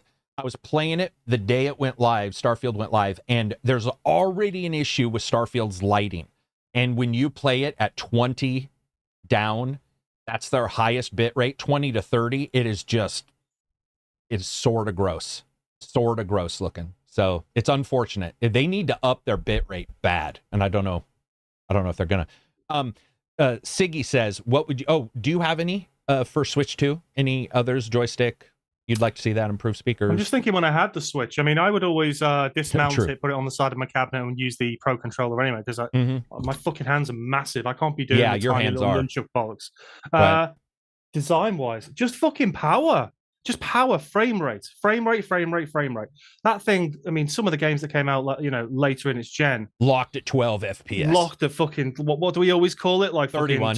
31 FPS or something? Yeah. There's nowhere near that. Fallout You get on the Xbox, 14 but yeah. and 15 with some of the shit. Just more RAM, way more fucking RAM, and everything else geared towards optimization for at least lock 30. RRD corrected me and said, actually, one, I think he's talking about Octopath Traveler, says one is on the Xbox, not on PlayStation. 2 is on the PlayStation, not on Xbox. Oh, what a shitter. That's what I thought. Yeah, what a shitter. Because I was looking for it when it came out. Yeah, Ziggy says, what would you say as a reviewer is the best game you've ever played? It's almost a non-question. That's difficult. Let me tell you a game that there's Team a Rain. weird. Fuck off. But there is a game that does something weird to my heart, like a little nostalgia, a little like warm Christmas kind of feel, and that's Poker Smash from the 360. Yeah, I play Poker Smash. And I don't know if it's the music, the announcer, but I have it on PC now because there's a basically what you could consider to be a quick and dirty PC port on GitHub. Or you could do an emulator, I'm sure, and run this game. But there's something about Poker Smash, like Columns before it, which I enjoyed more than Tetris, where if the music is just right and the announcer in Poker Smash is amazing, and when he's like, full house, and I don't know why, but I could sit with my wife. This was back prior to us even getting married, so this is like 14 years ago. And we would just play that.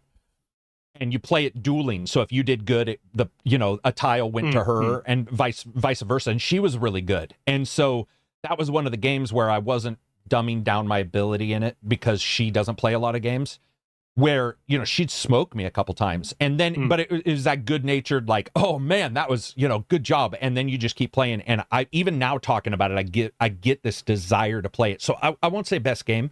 And as a reviewer, I didn't review it. But there's something about that game, and then the first Skylanders, because I like gauntlet style games, and I don't mind the toys to life, whatever. I just like having characters, a lot of characters on an isometric board, smashing bad guys. And I really, and Gauntlet itself, man, the original Gauntlet, the elf is about to die. 4-player co-op in the arcade. Dude, I remember, I worked at a fish plant underage, but I was working at a fish plant, so you'd back crab for like 14 hours. And instead of going home with my mom, my dad would go home at 8 p.m. My mom would go home at 6. So my mom would go home and I would run to the 7-Eleven. And there's some sketchy 7-Eleven, right? Sketchy 7-Eleven. Like it's on the wharf, by the way. And it's by a bar, and we're talking a fisherman's bar. So there's some rough and tumble dudes. And I would sneak in and I would go to the back, and there was that arcade, and it had 2 speakers, only one worked. And you would just be playing the shit out of that for 2 hours. And then my dad would come by, honk, jump in this old green pickup and go home. And it was every day, 6 a.m. to 6 p.m. Then 2 hours of Gauntlet, go home, go to sleep, 6 a.m., 6 p.m. Fuck it. Oh, dude, Gauntlet was so... The elf is about to die, the barbarian... And shit was happening so fast back then in the arcade games, So you're like, you die... Constant, new. Yeah, quarter muncher, right? It was on purpose killing you. And I would always... And my snack was an Eskimo pie. So I'd buy one Eskimo pie, which is the ice cream, like a sort of Snickers side outside, eat an Eskimo pie, play 2 hours of Gauntlet. I only play Switch... Yeah, dude. Well, wait a minute. I'm sorry. I went in my love for those 2 games. I didn't let you go. I know you don't review, but what's a game that, I don't know, gets that build up to where you're like, I could play it regardless of the year and how old it is? And Street Fighter, arcade games, arcade fighters. I grew up with them. So I guess. But pick one. Would you say Street Fighter 2? Like that original Street Fighter 2 that popped? Or would you say Soul Calibur? Because I think you might think Soul Calibur over Street Fighter. You talk about Soul Calibur a lot. Yeah, I'd probably say Soul Calibur 2. Yeah. Like Soul Calibur 2, I have, like, when we got Dreamcast, Genie in a Soul bottle Calibur kind of game. Yeah, when that came out, I remember we got it on the Xbox, and we had tournaments between my entire friend group, like, well, not entire, but like 7 or 8 people, all had our own characters that we very distinctly learned. My brother and I were always better than everybody else, but because they didn't play fighters, they wanted for this game in particular, because it was different, it was weapons, to really get invested. So I've got a friend called Mike who got totally into Raphael, really, really good with him. and he hasn't ever gotten good with a fighting game character ever since. And so whenever we go around to friends, if anyone wants to play a fighting game and really just get into it, Soul Calibur 2. That was everything about it. The dungeon system, the different character types. It was a good game. Dude, so we did the same with Virtual Fighter, but it was so bad. So we had a 3-section couch. So it's got the 3 cushions, and we would be playing, and we were so close, we would start getting physical when you're trying to play. So one day in the middle, I had a machete. We chopped the couch, chopped it in the center, completely destroyed it, separated each other, and then covered them in sheets, because I didn't even cover the nails and the wood. Covered them in sheets so we could be separated from each other, because we were hitting each other, like not in the face, but it was like people were and this was an old shitty couch. So I was like, fine, forget it. We chopped that. I mean, it was back in the day when you were young, you could do whatever you want. We had the TV on a cardboard box, no money. I used a sheet to cover the cardboard box so it didn't look like a cardboard box. It just looked like, this square sheet covered thing. And it was Soul Calibur, Street Fighter, and it was also the 2D ones from like King of Fighters. We did a couple of the SNK. Fatal Fury, SNK stuff. Who's Geese Howard? Warrior. Which one's Geese Howard? That's blonde hair, Fatal Fury. That is Fatal Fury. Fatal Fury. Sega Saturn in particular had a bunch of the Darkstalkers, man. Yeah. And Josh he'd come over, and I remember we just split the couch. He came over, and we were doing a lot of Street Fighter or Virtual Fighter, and I was good at that, but I am not good at Street Fighter style games, at least not compared to him. That dude, it was so annoying because nothing works the same in those. You see a Street Fighter game, and you're like, okay, it should work somewhat like another fighting game, but they were nothing alike. That dude rocked me, man. It was ridiculous. And it was just like, and you're just watching pixels on the screen going like, what the fuck? And he's like, now you know what it feels like. So we would have those days where it's like Virtual Fighter today, bitch. So I knew I'd win. And then we'd go and we'd do Darkstalkers. And that guy was Cadiz is good. Cadiz and Vanzelwow would come over, and they both do Cadiz does, Vanzelwow does the crab. So he holds the controller, but then he uses 2 fingers on this, and he pushes the buttons with his middle. And first time I saw it, I'm like, what the fuck are you doing? He's like, I've always played this way. And whatever he was doing was magic. Like, I couldn't even enter. I remember getting mad going like, can we put a delay on your controller? Because this is ridiculous. Like, every punch is faster than mine. It didn't matter which character he chose. Way more difficult back then as well, because the input delay, like now, it's still difficult for a lot of people if they're not used to fighting it, but the window to make that input, to make a combo, whatever it might be, it's far, far easier to hit than it used to be. Far easier. Yeah, no, I agree with that. And they've made games a little bit more, a little bit more accessible in that mode, and what you can do. Let's see. Any other questions? Takedown says he recorded some covers. Oh, here we go. Sojourn. Nope. Answered that. How long do I think I will be playing Starfield more? I am still playing Starfield, so I don't know. Probably, I think I'm over 200 hours, so I'll probably be playing more. Are you New Game Plus now? Have you just carried on? And plus, I think. Yeah, okay. I think. But when I'm playing that game, I have a tendency to just go back and replay the sandbox part. So like, I don't force the N+. I actually like flying around and doing stuff. ACG, there's a split screen game based on screen watching. I haven't seen that. SoCal says, casually splitting couches with a machete. Listen, it was a shitty couch, man. It was a shitty couch. It wasn't a shitty apartment. In fact, it was a pretty expensive apartment, but we just decided that it was becoming too, and I also had a tendency to bite through controller wires. I've told that story before. So like, there were certain things that we couldn't do because I would get really mad. I would throw the controller. If you didn't think he was a fucking idiot, he's a fucking idiot. I am. Oh, dude. The amount of money I would go, like, we'd be playing and I would get mad and this is young, by the way. This is but I would get furious and I would be like, smash the controller on the floor or whatever. And after a while, even the good old style controllers that were made of metal and like America, like a Harley where they were built. And after a while, even those things would break. Yeah, I did some We used stupid to have shit. those Kingston joysticks with the Spectrum, the big fuck off red buttons. Yep. The amount of fucking joysticks we went through, either because we were like, or we were just throwing them across rooms. Absolutely. Jesus. Dude, Mom and Dad were like, not buying any more. It's such a nerdy thing to get mad about. And it's so funny because I'm not even a competitive person. I mean, I love martial arts, but it is sometimes about beating somebody up, but or fighting somebody, but it's in games. I'm not like that. I'm more communal. But when it came to those games where we got close, yeah. and at that age, when you're teetering on you're teetering on the high testosterone age. I don't know what was going on there, but we had. Whereas now it's just like, oh, dude, yeah. There's been a couple games where, you know, as a reviewer, I'm playing. I'm like, what the is going on? You know, like, what is happening? This is like it doesn't make any sense, or this is weird. But for the most part, I just ignore it now. My brother kills his controllers. He's 44. Yeah, seriously. You know, hey. Here's the thing. There's a lot of vices people have that are way worse than killing a controller occasionally. So, massively, you know, yeah. Like, I get it. But I have friends who just will refuse to play games, which sort of sucks because they remove themselves from it because they're so competitive. And then I have some who, you know, probably still break stuff. But for the most part, I surround myself with friends who are pretty laid back. So, like, if we do get mad, that angry in multiplayer games, just play single player games. That's why. I mean, you know, I've got friends who absolutely lose it with certain games, and you'd be playing like casual and chilling out and just relaxing, just wanting a really calm evening. Someone loses it. Do you know what used to cause a lot of arguments, but not physical, but arguments was NBA Jam. You know, like he's going from downtown where you could be like Hillary Clinton and Bill Clinton, the old NBA jams. Shakalaka. Boom shakalaka. There was something about that game, and I think it's because, if I remember right, that game had a rubber band kind of thing where it made it it made it easier to slam if you were behind, that kind of stuff. And so it did that teeter-totter of emotions, and my emotions are usually tottered. They're not teeter-totter, they're like high. And so if I'm high and I'm doing well, that's fine. But if the game feels cheap, that's when I get I'm like, it's ones and zeros, bitch. Yeah, I can't stand it. If I'm playing, look, if I'm shit at Forza, which I am, I'm crap at realistic racing games.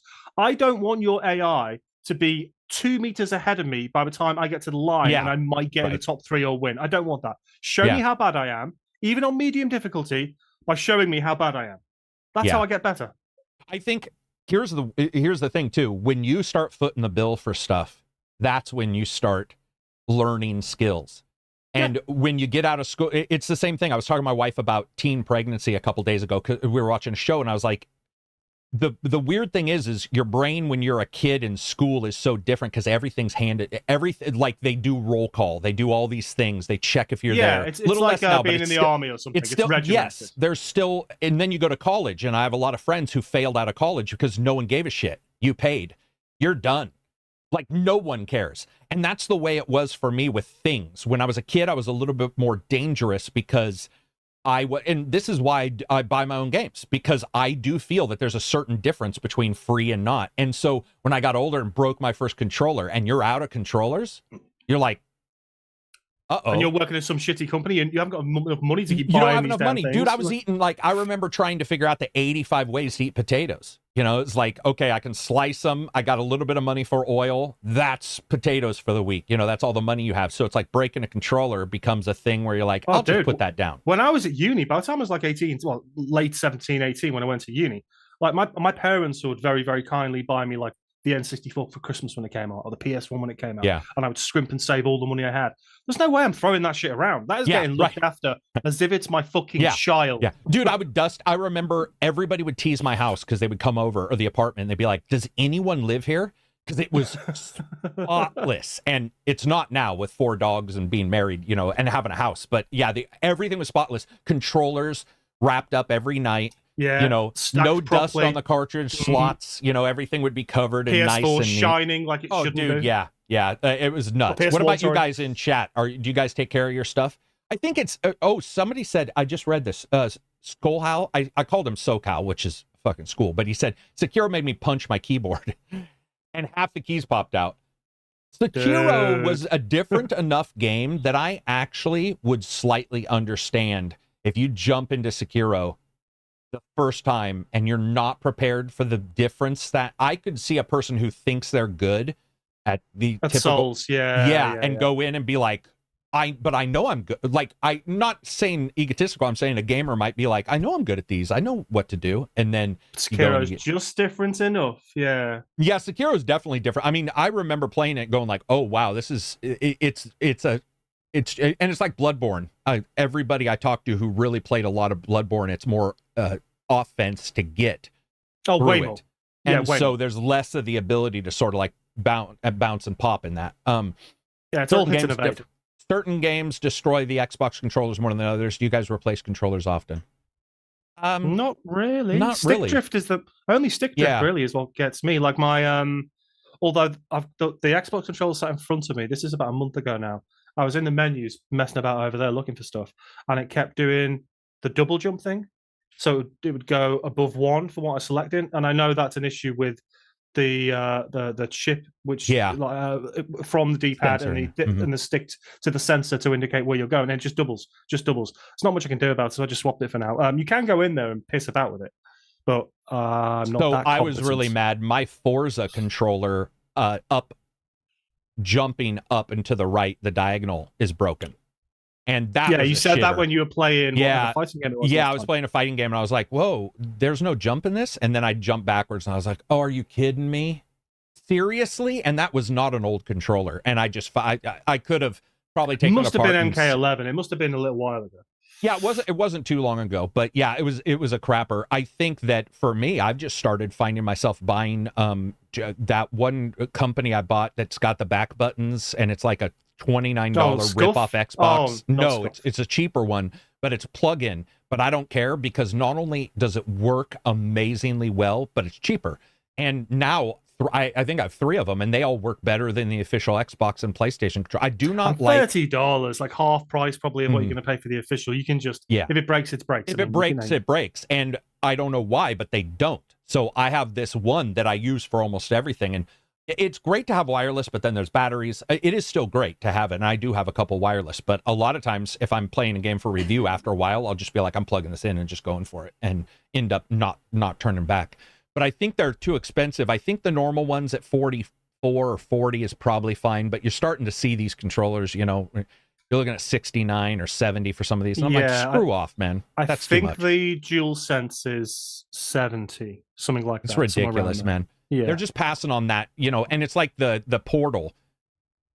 They're passing on these prices that are just insane to the gamers, like controllers, the handheld that doesn't, do very much. It's like, okay. Well, it's just a streaming screen. I mean, for $200, that's a lot of fucking money if all you're really doing is your PS5's downstairs and you're playing it upstairs. I mean, especially when you can do it with a lot of different other handhelds that are cheaper and are Android phones if you want to use it. I'm not you saying think the Vita was fully fledged, and you could do that with the PS4 anyway. So it's a downgrade for me. Speaking of the customization, I also don't do that. I have a sticker I bought for $5 for my Xbox just because I wanted to see what they would look like, and I have a couple stickers for my Xbox controllers, but I don't buy the custom. No, I never have. I don't need that shit. Come on. I've had very few. I had the Street Fighter 5 arcade. What about Gears? Did you ever do any of the Gears stuff? Because Gears of War had. No. The only console I've had, which is a unique console, unique-ish, was the original God of War PS4 Pro.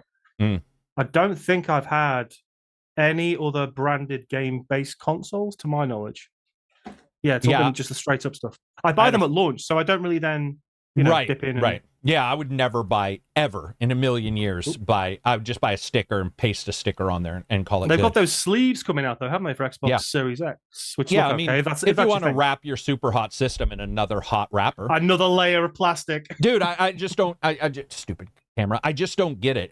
No. I mean, I love the idea because it's cheaper than buying a new one. So for those people who want it, but if I want, I'll just put a sticker on there.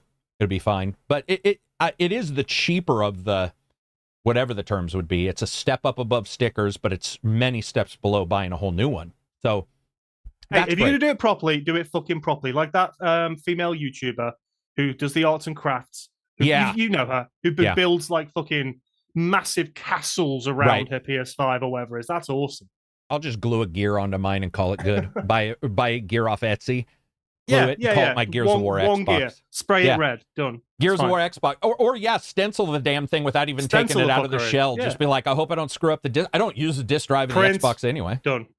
Joshua, $5 super chat. Stop throwing breaking controllers after I tossed my PS4 controller on the ground and it bounced so hard it broke the TV. That has happened. Smooth. I have been at a friend's house where he did throw an Xbox controller and it hit in that way where they somehow break reality and gain speed.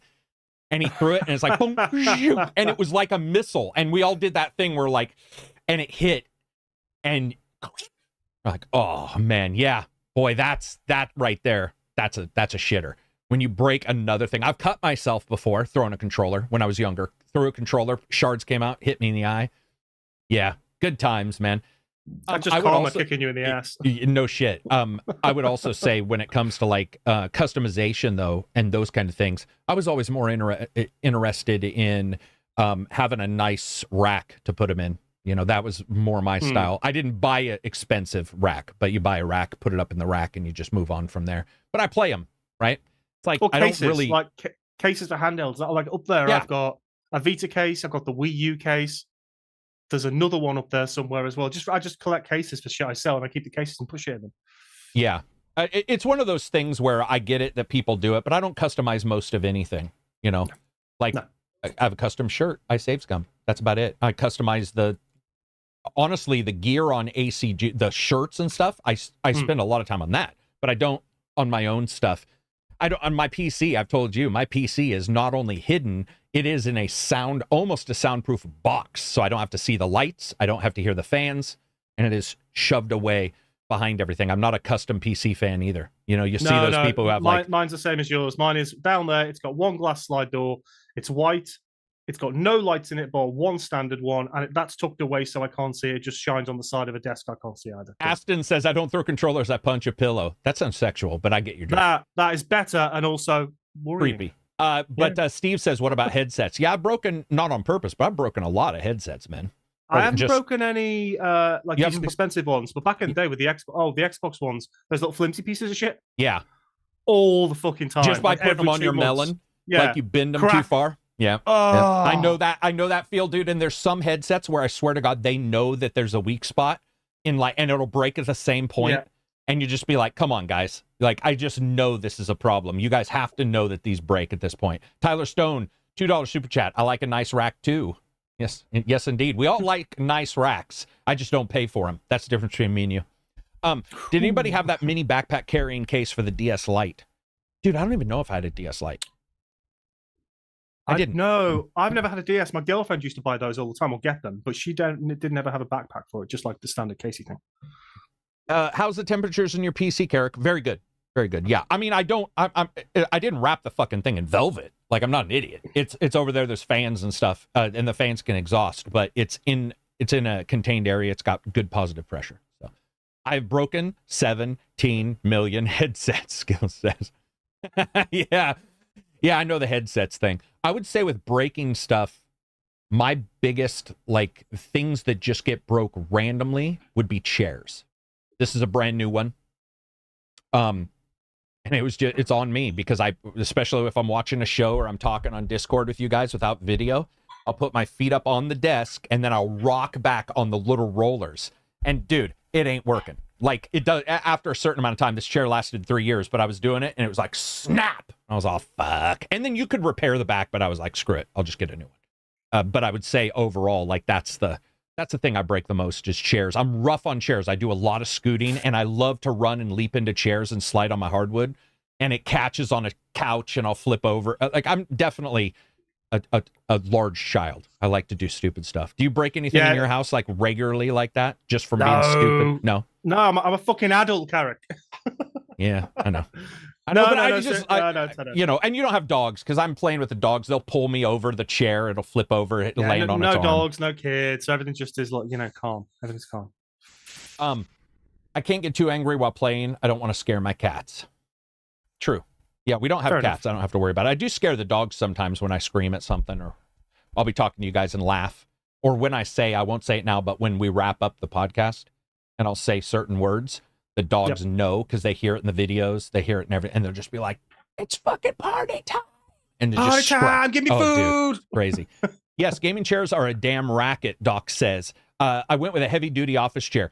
Yeah, no, I mean, I don't think anybody would disagree. I think gaming chairs are pieces of shit. I don't like them for comfort on my ass either. Like, they're we've been here now an hour and 45 minutes, and I'm on a gaming chair, and I should have got an office chair, and my ass is numb. It's just numb. I went with the Ergo chair, which has positives and negatives, but I've been very happy with its comfort and its settings. In fact, my back feels 10 times better with this one than another one I bought that was sort of a ripoff. It was a little cheaper, but Yeah, I mean, gaming chairs are also about you too. Your setup. You're a huge dude. You're 6'6", right? 6'5", yeah. 6'5", I apologize. So it's like that's another thing. You know, does That's the why I'm neck shifting so much. Yeah, does the neck part even hit your neck? Probably not. You know, my neck it does, part, actually. I'm 6'1", it so does. mine It hits does. pretty much where it's supposed to. I'm like in the general size, I would say. Zoom lately, it's like my mic's gone. It can't even see my chair. Like, I think it's awesome. It's working well. it's brilliant. It's absolutely brilliant. But like, what? Any recommendation for chairs 350 pounds plus? I would say a non-rolling. See, the big problem with rolling chairs is they have the bar piston, you know, in the center, and that is just, you're putting so much stress on. Just go for a really expensive ergonomic office chair. Yeah, and try, if you can, try it out first. That's the best thing to do. I tried the Neil chairs, the old computer programmer chairs. Yeah. That actually was okay, but I got to admit, I hurt my back more sitting comfortably than I do in a bad posture.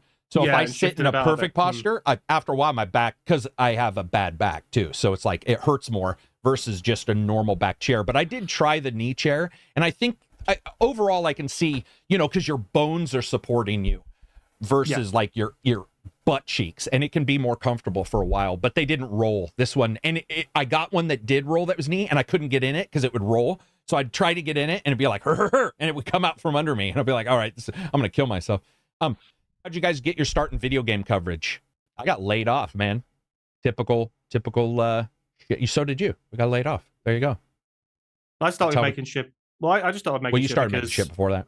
Because I was teaching game design. So I was like, well, I teach film and game design. I might as well make videos about that shit. And then obviously met you on Twitter, and that was that. Yeah, because you were making games, and I DM'd you on Twitter, right? Man, back in the day, prior to Discord and shit, that's why I love our Discord. You just go in, and it's so much easier than the old days of like Patron would be. Dude, messaging people. And I looked back a couple weeks ago to the old Patron messages, and it's like back and forth in Patron when you're joking with somebody. You're like, how did we ever think this was good? You know, this was like you're not having a conversation. It's it's so disjointed. It's like 3 days later. Oh, hey. So many starting streamers get ransomware chairs. Yeah, I think a lot of times they probably are going with they're probably getting a free chair too, which, I mean, admittedly, hey, whatever. But I think a chair is where you sit. You should make sure it's comfortable as hell.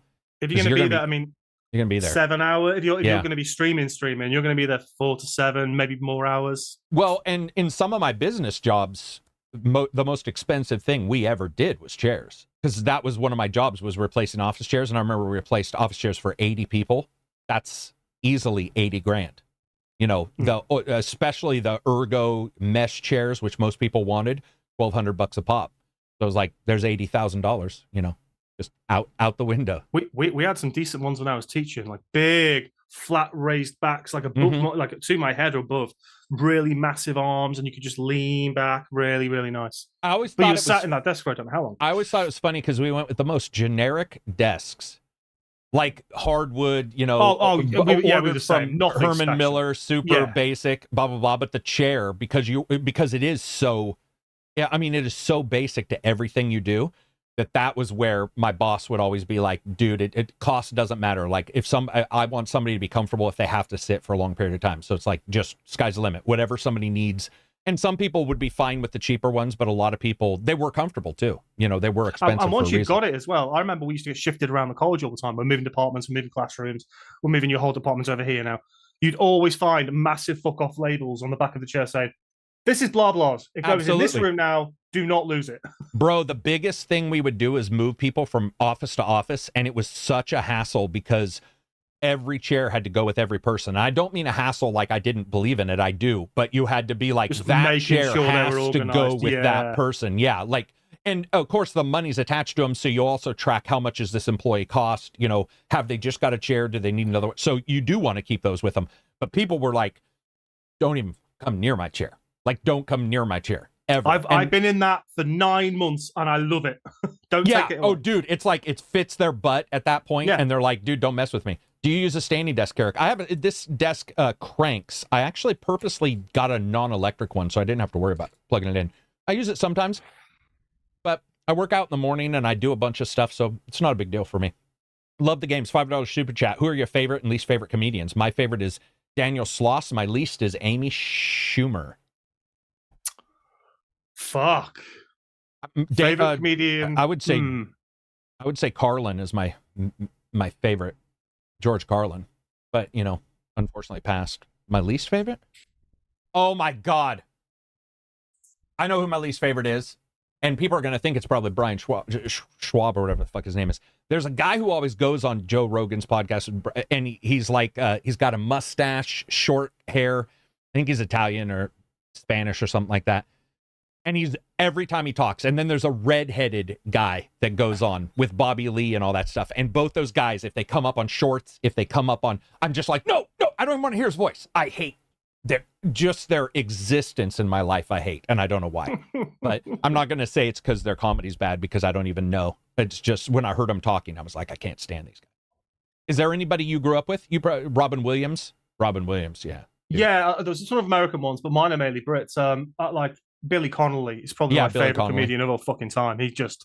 His live shows were absolutely legendary. Who's the guy who laughs inward that we always talk about? He goes, Jimmy Carr. Yeah, Jimmy Carr delivers some really rank, hard stuff, and I do find him much easier to listen to than the other guy who did the Academy Awards or whatever.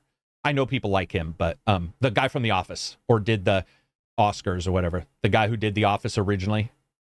Oh, Ricky Gervais. Yeah, I like that guy better than Ricky Gervais. The one I can't stand, and you won't know him, and it'll only be a certain age of people who don't know him in the UK, in the chat maybe, Roy Chubby Brown. There was this little swath of comedians in the 70s and 80s that came up, and they were just nasty, vile, misogynistic, hateful, homophobic, innuendo-ridden pieces of crap who just said the same drivel about their wives over and over again. Right. And you want to take me on a flight of fancy if you want to make me laugh, like Eddie Izzard or someone, Yeah.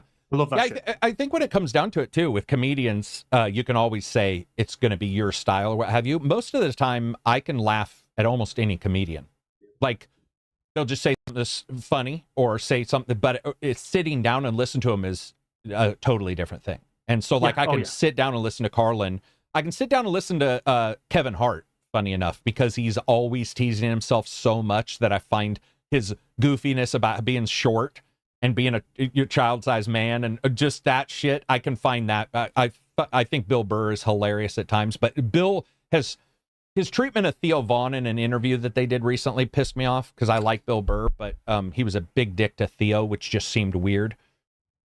And I don't like, there's no reason to do that, especially if you're on a podcast, if you're invited and it's just hanging out. If it's contentious, that's one thing, do whatever you want. But if it's like you're all supposed to be hanging out, I found Chappelle quite a weird one. Like I quite like Chappelle, but the last couple of his Netflix specials have, when you sit there and you're like, I already know what you're going to say. Just not. Yeah. I think with him too, when you get pushed enough, you can't joke around anything. It's always back, because you probably, it's an audience, captivated audience that's there for you, and he pushes back a lot of times, and a lot of times I just want more funny stories. And now, and when somebody's hit on like that kind of stuff does happen. It's like Frankie Boyle. Frankie Boyle is not he's like fucking hardcore in your face comedian who talks about the really edgiest shit. I find him hilarious for the most part, but he's never kind of gone down this latest Chappelle route, where his back is up and he's, semi-defending himself, but semi-not, and attacking things maybe in the wrong way. And sometimes you sit there and you go, just not clicking. Who's the one? Did Bill Bailey die? No, he's alive. Who's the guy with the long hair? He looks like a lead singer that has like gone 20 years past his prime, and he was always doing Q. He was always doing that Question TV show with Steve Fry. He's got Bill sort Bailey. of bug eyes. Yeah. Is that Bill Bailey? Okay, I like him a lot. Yeah. And I'm not a big fan of almost any like British or English, because he's a different style of comedy. But his stuff is, I legitimately he's very surreal. But he introduces music into it and plays all kinds of instruments. And I liked his stuff when I was watching. I love that show because it's knowledge, which that's my jam. To just let everything's going to start with a B, and fucking they just go off. And Steve Fry, obviously super intelligent, and so those were always fun to me. Like I would always try and watch, because I saw Bill Bailey live at the Eden Project. This is a long time ago now, but he did this live show. I can't remember what the fuck it's called now. I've got books up there somewhere. You should check it out on YouTube. He's absolutely brilliant, and his stage presence. Oh, yeah. Really fun. Really fun. When it comes to comedy, though, I'm for the most part, I'm just okay if anybody likes, you know, there isn't really anybody that like rubs me super raw. There's some people that I just don't find their stuff funny, but I don't even, it's so weird because, like, for example, I'll make a joke in a review and somebody will be like, I fucking hate you. I hate your sense of humor, blah, blah, blah. And be like, okay, whatever. Now, you guys asked me who I like and I'll say it, but I wouldn't like go on their, I wouldn't even go on their YouTube and be like, I hate this person. Blah, blah, blah, blah, blah. You know, I just don't take it actively. But there's some people that when they talk, their jokes are like what we say already. So they're not as funny because they don't catch you by surprise. Yeah, there are some comedians that do that. And I'm like, oh, I know why it's not funny. It's not that it's not funny. It's that we've all said that or whatever. And so it's not as enjoyable. When somebody comes at something from like Carlin would say weird shit that made my brain, because I grew up on Carlin, which is why I talk fast, I'm sure. And when he said, I think we should just cordon off all square states and then put all the drugs in and my brain was like, that is amazing. Like that is, and so I would listen to him and go like, oh my God, these ideas are hilariously stupid. They're so out of the way. So when somebody's really out there and they come up with, Bill Burr comes up with hilarious thoughts that we all have that are homicidal. And he says them, and so I do find some of his stuff funny. Yeah, some of it's dealing not, with his anger issues and shit is brilliant. Yeah, and I'll be like, oh my God. Like, you know, it'd be like, you know, we shouldn't say this, but it is pretty funny. And I'll be like, yeah, it is actually pretty funny. You know, we're not supposed to laugh at it, but we do, you know, regardless, for the most part, a lot of us do. So, it's those yeah. the little surreal story hooks always get. Like Eddie Izzard, I remember a definite article, I think, is the stand-up he did years ago, one of them.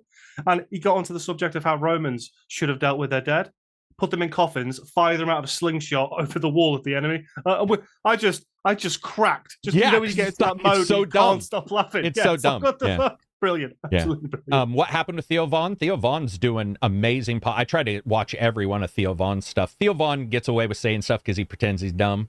He says some stuff that's really, really crass, but I do like his, you know, I like his stuff. I think when it comes to games, you know, in a way, comedy is like a genre of game. You know, you just may not like that genre and it pops up and comedy in games, man, talk about a game or talk about a thing that's hard too. When you play a game and they try to do comedy and that shit mostly fails. You know, in fact, I've found the random one-liner much more funny in Uncharted. Something somebody says that's randomly one time where I'm like, oh, that was actually versus any game that tries to play on it. The only one I would say was humorous but not laugh out loud funny was No One Lives Forever 1 and 2 with Kate Archer, the super spy Austin Powers. That I found humorous. I didn't ever laugh, but I was like, I really enjoyed and wanted to see what the next skit, goofy weapon, lipstick gun she was going to. It played into its strengths but didn't go. Well, it went over the top a little bit, but it's like Borderlands, isn't it? That just got like when I was a kid, when I was a teenager, Borderlands 2 was kind of ha ha ha ha.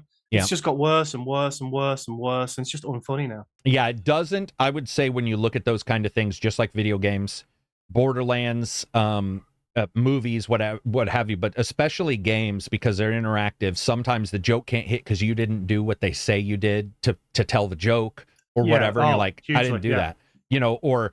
Yeah, we got through that fast, but you decided on that level to walk around for 2 hours, and so it just doesn't hit. It's like a comedian having You've forgotten the punchline because it was an hour and a half ago. Yeah, do you know how you used to like tater salad? What the hell's his name? Oh my God. He always need way more information than that. Well, that's his big joke is his name was Tater Salad because he gave a fake name to the police when he got thrown through the bar window by the people who owned the bar. And they arrested him. And he was like, you're arresting me? I got thrown out the window. It's like Eddie Murphy skit. Somebody will correct me or will remind me. He just retired, actually. Just a couple days ago, I saw a video where he was announcing his retirement. But he always smoking, always drinking. He always has a big cigar. He's a friend of Bill Burr. He goes on Joe Rogan. Ron White, thanks. So I thought Ron White was hilarious because the stuff he says and the way he has this mischievous smile, like he's laughing, like he knows what he's going to say. He's crass, though. What I found out from my parents who went and watched him, because my parents are big fans of like going and seeing a comedian, they were saying in real life he's not that funny. It came across poorly for whatever reason. But on video, came across fine. It's almost like where you're near the person, it came across as this guy just being a dick, where if you watch it on a show for whatever reason, it worked out fine. But I did think, yeah, you call that jaywalking. Scene from Beverly Hills Cop. Yeah, that is exactly pretty much a scene from Beverly Hills Cop. But yeah, I liked him a lot. Moving on from there, what else do we got for gaming? And thank you again, guys, for all the chats and all that stuff. I appreciate the support. I think just bits and pieces this week, isn't it? Like we know Skull and Bones has lost a bunch of staff. I didn't fully read the article because I was in work, but I'm pretty sure another lead writer has gone or something. Yeah, another one of the production guys left. One of the leads has gone. So that's someone else. So this game is just... a game we haven't heard about? Hellblade 2. Hellblade 2 as well, yeah. Yeah, and we know what happened with Redfall, so maybe they're just being really cautious now. Let's just make sure whatever we're going to put out there is exactly what we think it's going to be, rather than the mess that was Redfall. Yeah, you got to do that, right? Yeah, and then there was the big hike that's going to happen next year, I think, for PS Plus. Price-wise. Right? Yeah, it went up 30% more. Yeah, something like that. Yeah, I don't use it, so I've got it, but only because when I got the PS5 way after everyone else. But when I got it, I was like, well, I own a lot of stuff, but a lot of the new first-party stuff is on this now. So if I get it for just a year and then catch up with stuff as it comes out, then I'll just get rid of it. But when you've got Game Pass and you've got all these subscription services now, kind of smacks a little bit having to pay even more for it. You go with the basic, I guess. But I expect the price raises on all of these, right? So at some, I just do. Well, Game Pass has already gone up, or is going up very. Yeah, I think it's already gone up. Especially when they're giving you $60 games and stuff. Not giving you, but you're renting them, whatever. Yeah, I just know that at some point financially, there's a desire to raise those. What is weird about premium or whatever for PlayStation is they don't give you those day and date. They give them to you way after, and there's not a lot on there. Yeah, so there's some. There's some oddities there, but yeah, it raised in price, and other streaming service will probably try to come and compete, and then you'll have another streaming service on top of a streaming service. I mean, every time I look for a TV show, I have to go online and go, where is Longmire streaming? And then tell you guys, and then you'll be like, well, my Netflix doesn't have it, but BBC has it or whatever. All right, Starfield was about to come out, right? And I was like, right, I'm going to watch some sci-fi. So I went on to one of our terrestrial channels called ITV. On the demand films, every Star Trek film. I was like, oh, sweet. I'm just going to go through them. I'll avoid Wrath of Khan and a few because I've seen them fuck tons. But let's do Undiscovered Country. Fuck it, let's watch that. So I watched that. So following day, I'm like, right, couple of days still. Let's do another Star Trek. All of them had gone. They're all on Sky now.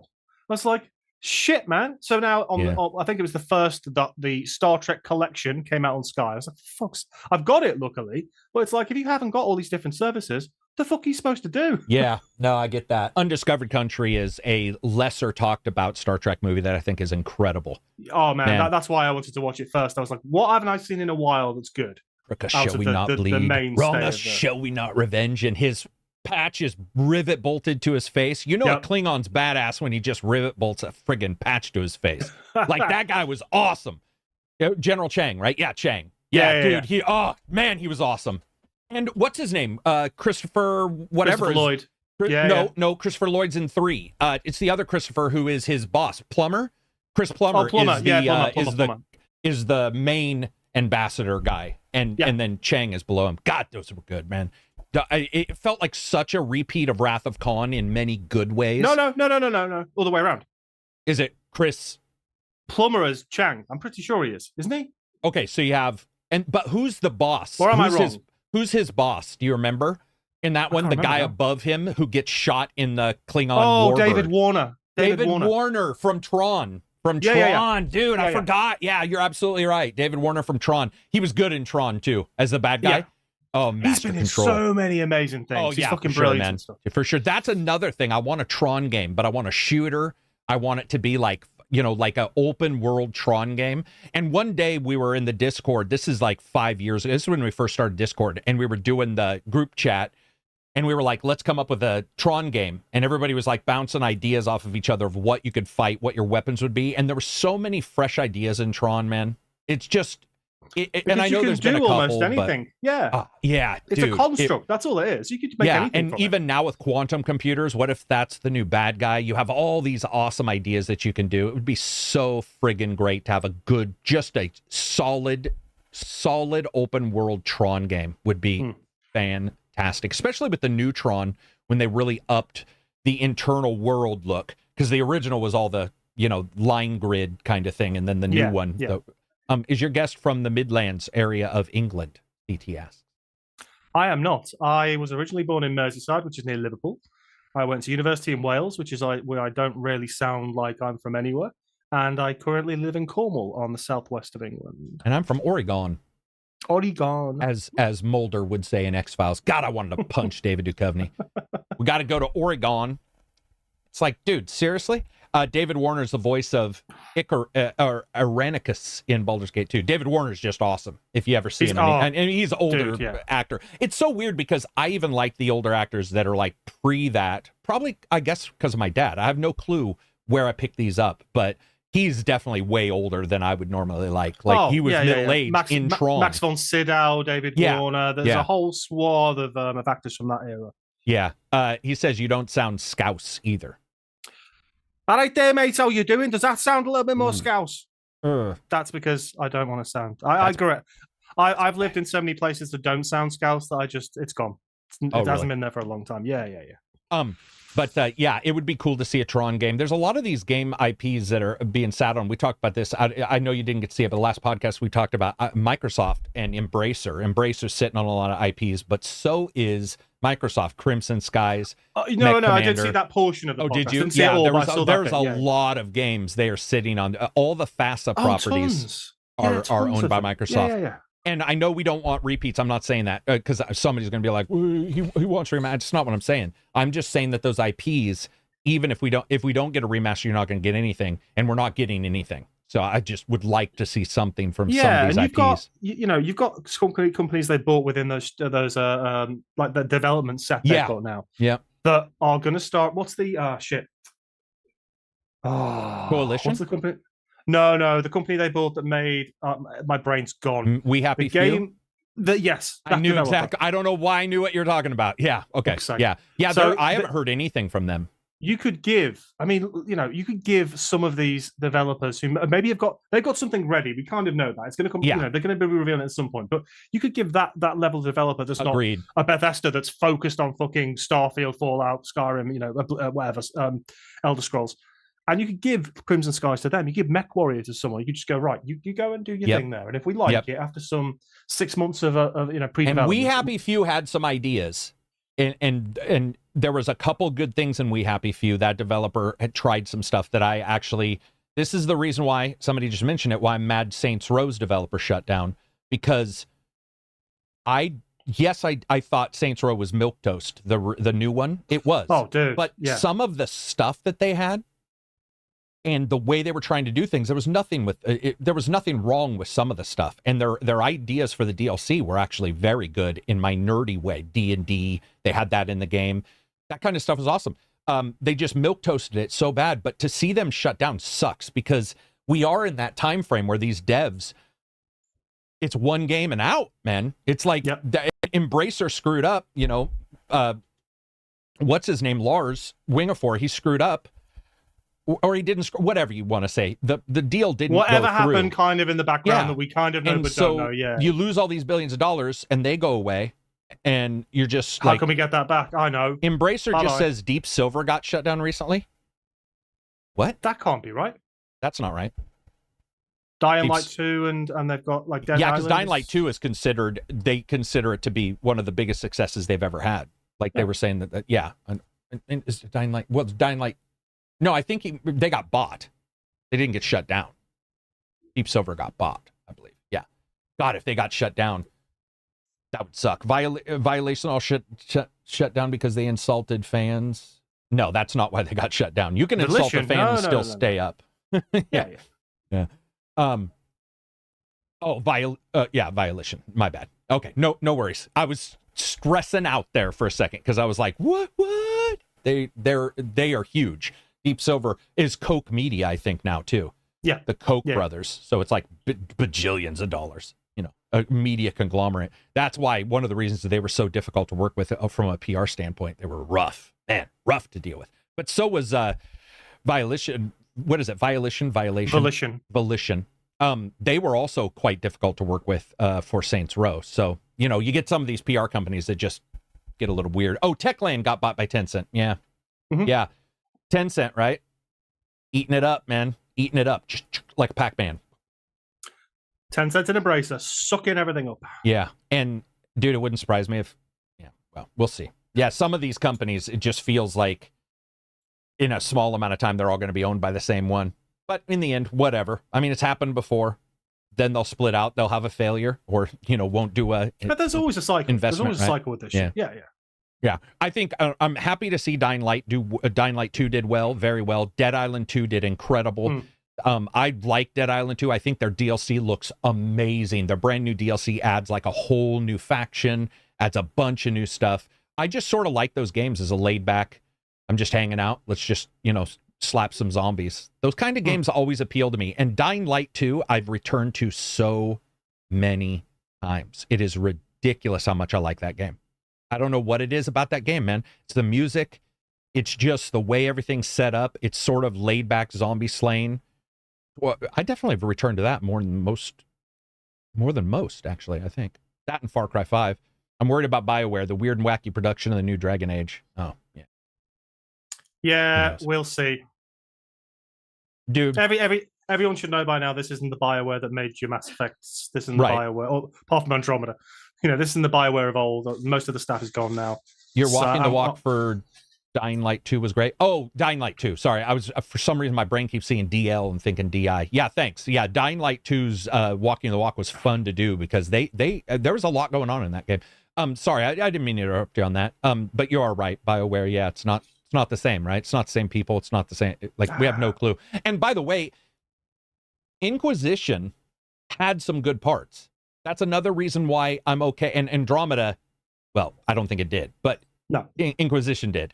And so Andromeda, I really do feel maybe the shooting was okay, but I felt as it was pretty poor and it was bad polish. They didn't even get the sizes right on things. Guns were bad. Like, that was just bad. The and combat in Andromeda was okay. It felt a bit loose, but it was okay. Probably the best in the series, but everything else, no. Right. So Inquisition, if they look at Inquisition as their last success, because it did sell well. It did all right, yeah. I'm okay with that.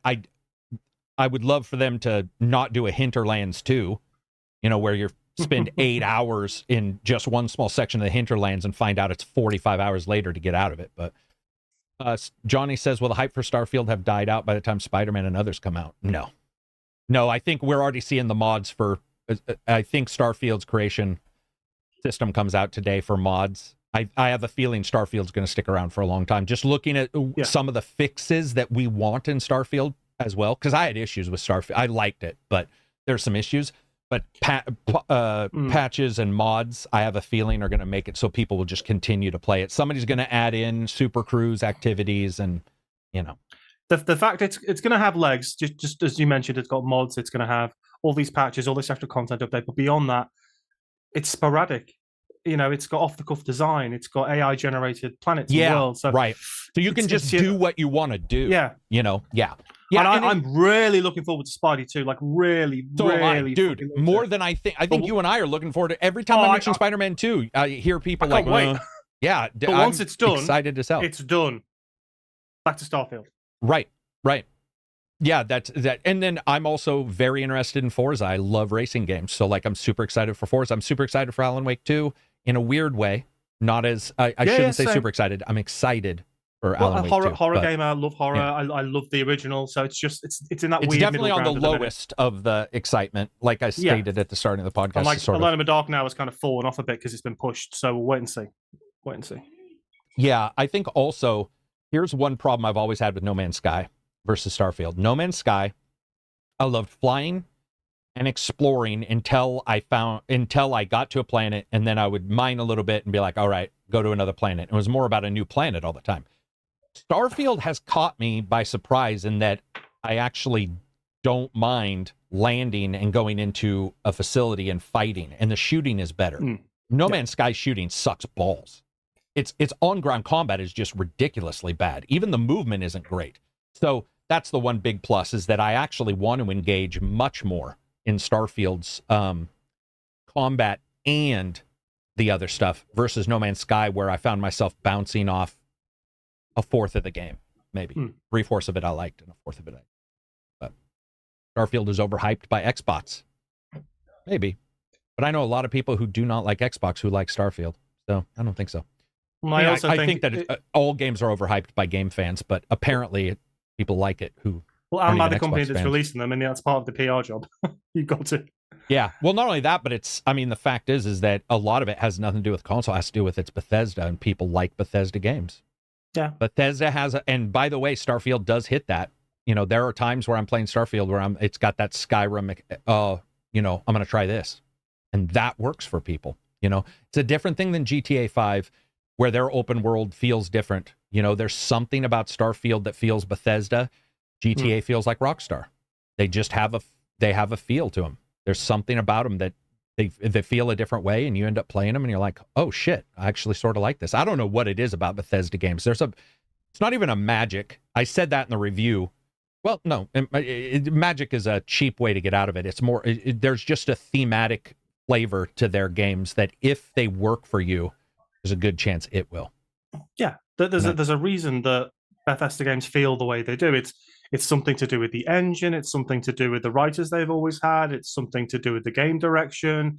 It's something to do with the way they use systems and then cross and interact those systems. It's very, very. You can go right the way back to Daggerfall, even Arena, and you're going to find, those base level mechanics that have just been built upon over time that are just still there. I mean, let's be honest. We say all these companies aren't these companies anymore. Bethesda, I believe, has held over 80% of their employees across 2 decades. Bethesda is still one company that is still them. It's probably Bethesda, and certainly Todd and those kind of people who get to choose. And Todd thematically is probably the guy who chose the shitty color filtering. But it's like, okay, you got to trade that off for, what you like in Skyrim or what you like in this. And I got a hats off to the Elder Scrolls Online guys, because I actually enjoy the hell out of that game. And that's not them. And I really liked Elder Scrolls Online. I really like it. I actually think that's one of the best MMOs. What ZeniMax started with to where it is now. Yeah. And I even liked it day one. I admittedly, it is phenomenal now, but the core was already enjoyable to me. I mean, I had a really good time exploring, doing kind of stuff. And then you see it now and you're just like, holy hell, there's some really good, those guys. And I don't like their worlds, man. I do like Starfield's world. I do not like Elder Scrolls, their lore and all that kind of stuff. But something about the Elder Scrolls Online, I'm like, wow, they sort of hit it. They did like better than Fallout 76, which now Fallout 76 is considered very good. But yeah, way better than it was again. Yeah. Fallout 3 and 4 having no cars, at least you can hand wave. I don't know what that means. Or people complaining about vehicles. Dude, you got a jump pack. At some point, I just don't care about having a vehicle. I thought I would care, and then I got on the ground. I was like, yeah, I don't care at all.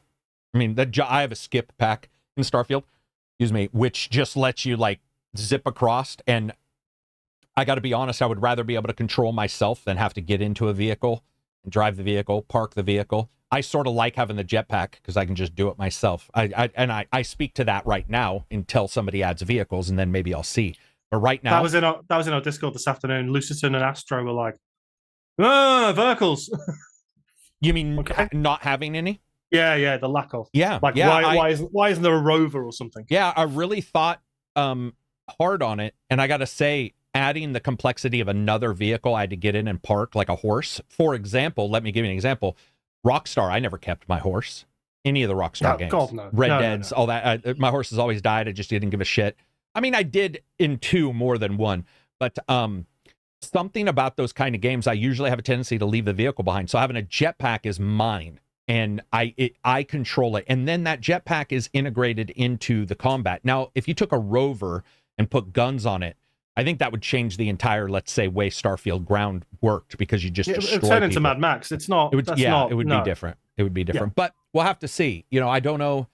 They said it was because that's the way it feels. You can skip packs so fast that I would also need to see how fast the rover went, because like at some point, then you're just blowing across the land. I don't know. We'd have to see how it goes. It works for me though. What's a skip pack? It's so there's multiple types of packs, and some shoot you straight up, but the skip pack shoots you less up and lets you keep the speed going horizontally. Yeah, basically. like almost like what you see the moon landing or someone on a moon or a planet, or No Man's Sky when you used to. I don't know if you can still do it, but if you up close attacked, and then jump packed. You'd shoot forward horizontally. Yeah. So in No Man's Sky, you could just fly. Yeah, HDR and SDR are messed up in Starfield for sure. Well, they're not. They're what they wanted, but they suck for normal gamers. I have always wondered, like, does Todd Howard have bad eyes? Like, is he slightly colorblind? Like, how do you put the color in there? It's just weird. Hush Al Ghul, $5 super chat. What about powerful jetpack where you can fly like Superman? Yeah, I like the skip pack, man. It's just for me. I don't know. I like the idea of having it. It works for me, and it keeps the game somewhat grounded so that it's not overpowering, because I do believe that if you throw a bunch of stuff in there, it may be overpowered. A modder's going to put something in there, like jetpacks with unlimited jet fuel.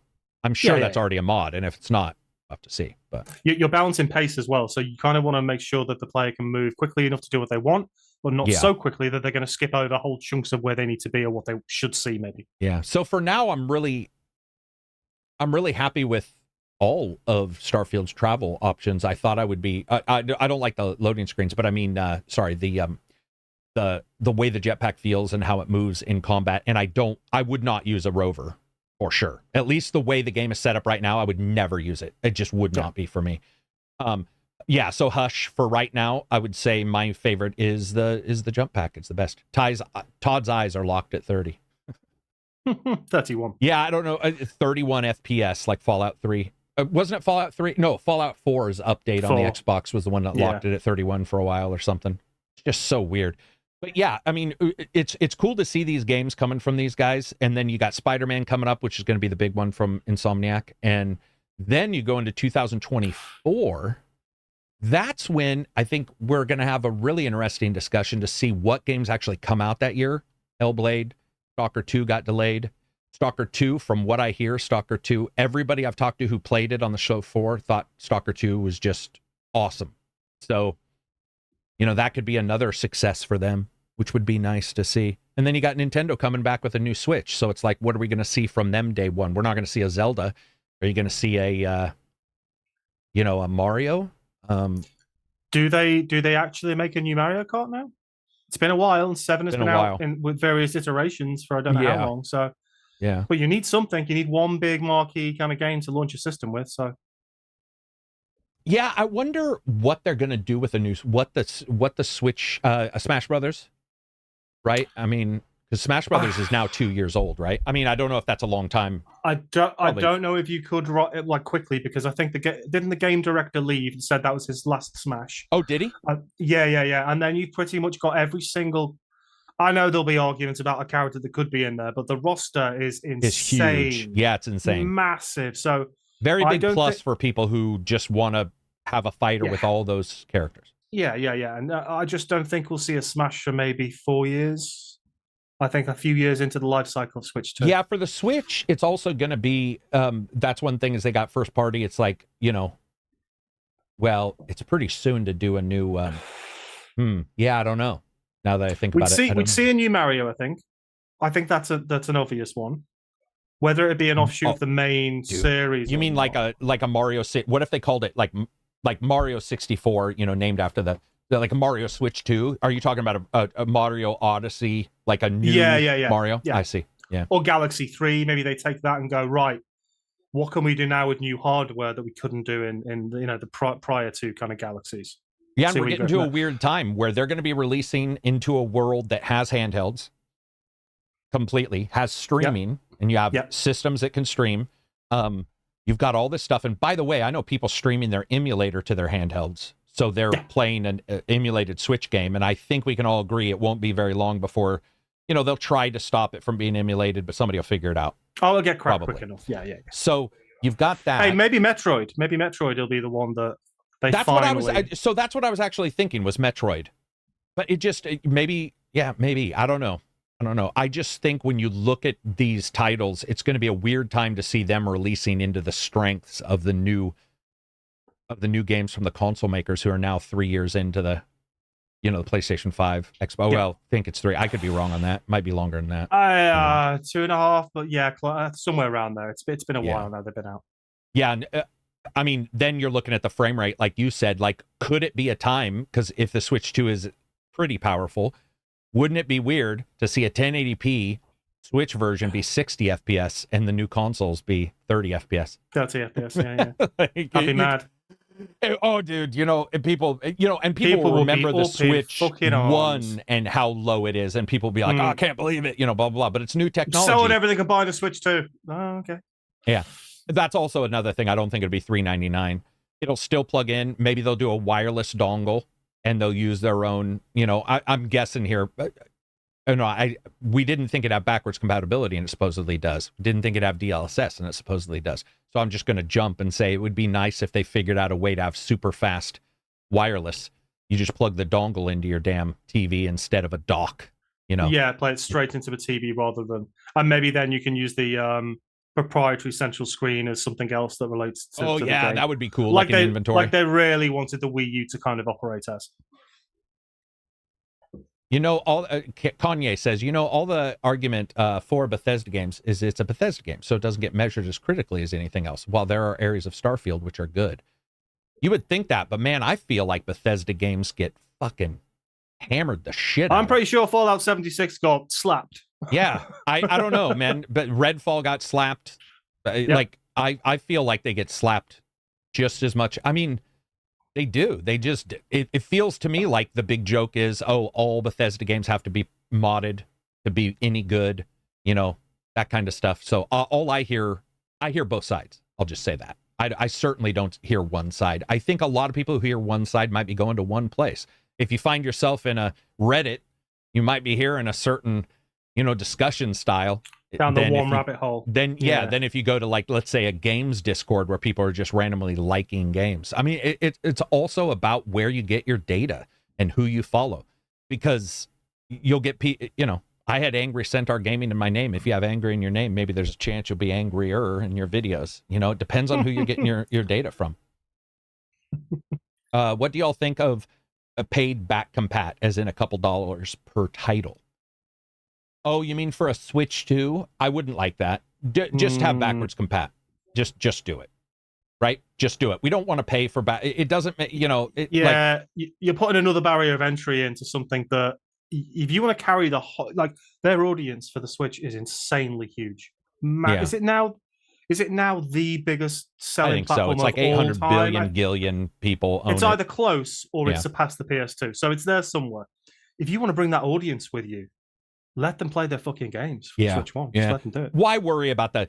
It might be about the cartridge. Like, you have to buy, I don't know, because we do know that there's new cartridges and stuff like that. So and that takes a chunk out of the any guesses we have for Switch will be wrong anyway.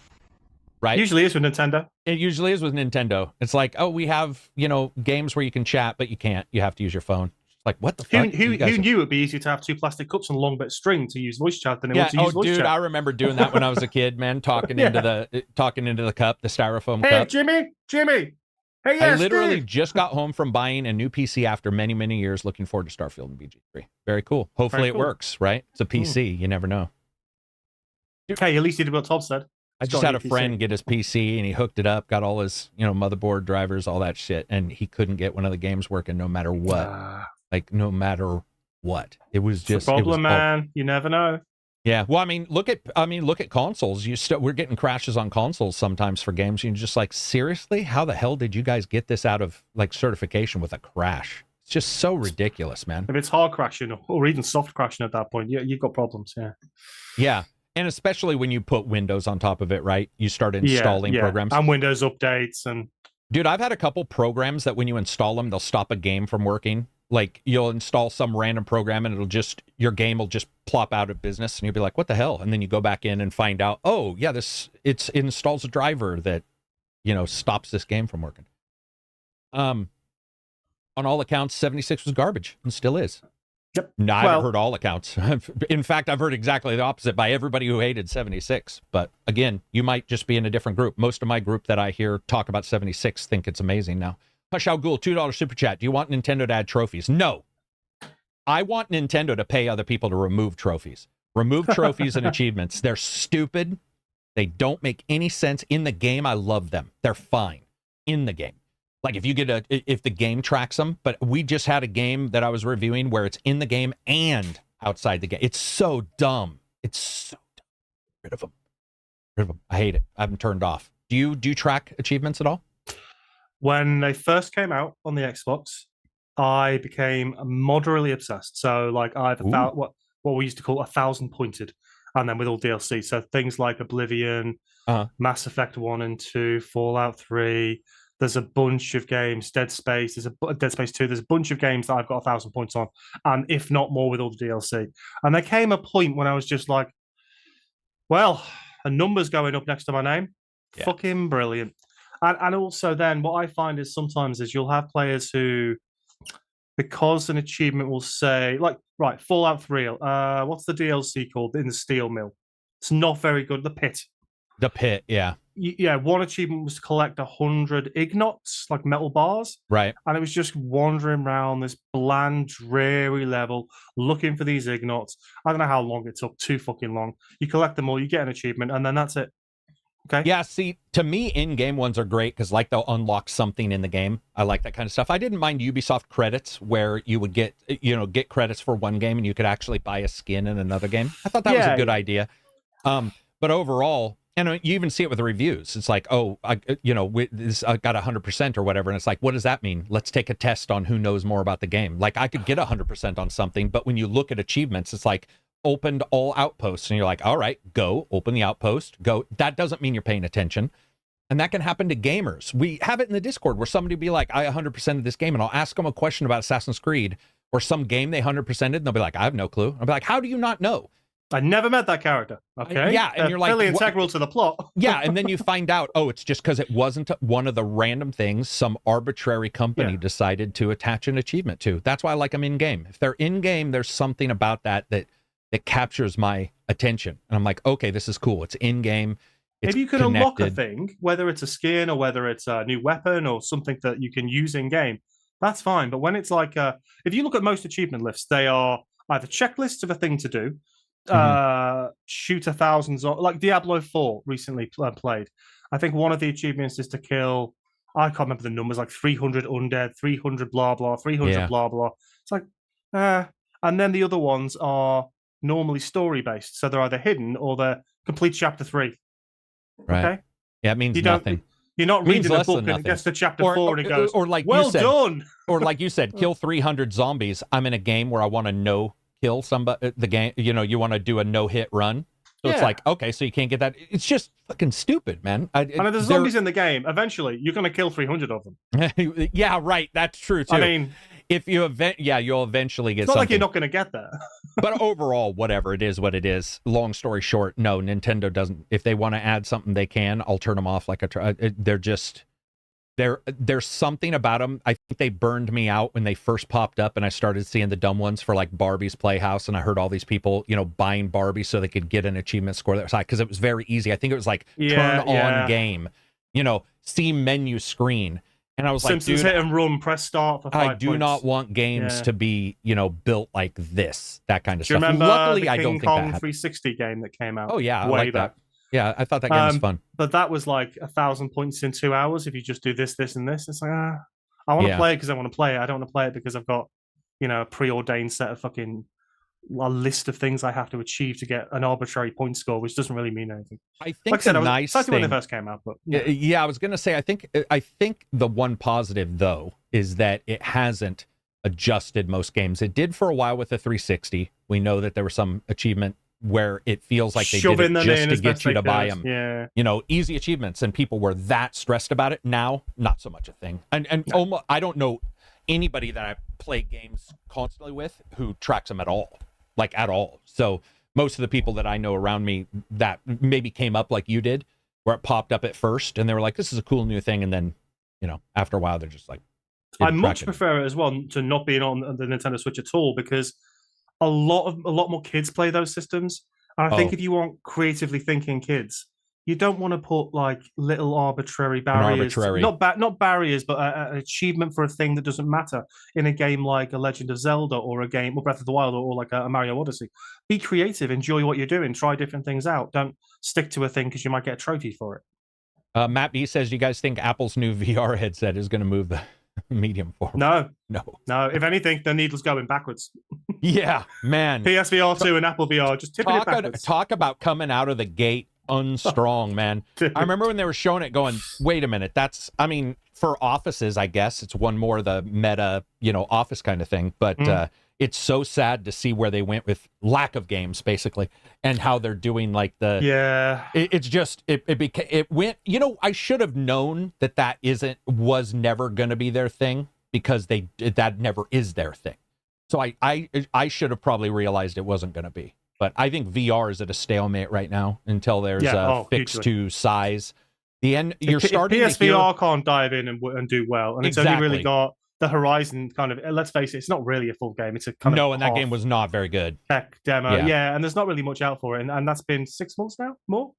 Something like and I think with VR, especially, you're seeing a lot of videos about the Nreal glasses, which I have a pair of those glasses that does the fake screen.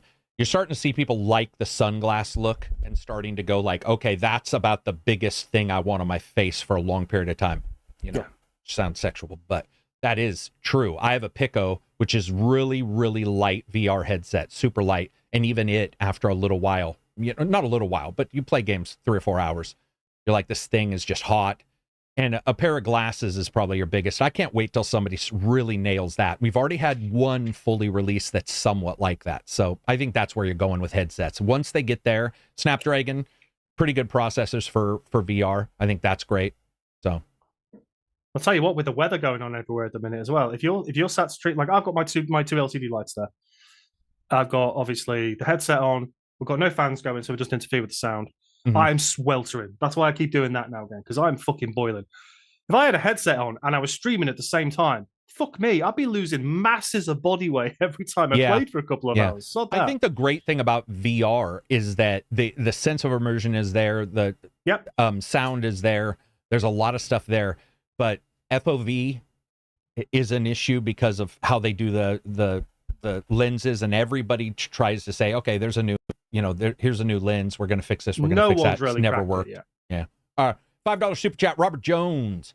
XCOM Enemy Unknown has the coolest achievement. They gave you one for save scumming and felt terrible afterwards. Or I felt terrible afterwards. That's cool. Yeah. I didn't know that was a thing. I would say with VR, one of the big pluses is you got the guy who's doing the mod that takes all the Unreal games and makes them VR. That kind of, here's a swath of games that work, is a big plus. That's a big plus. So and doing it through one engine, kind of the results you're going to get as well. Yeah.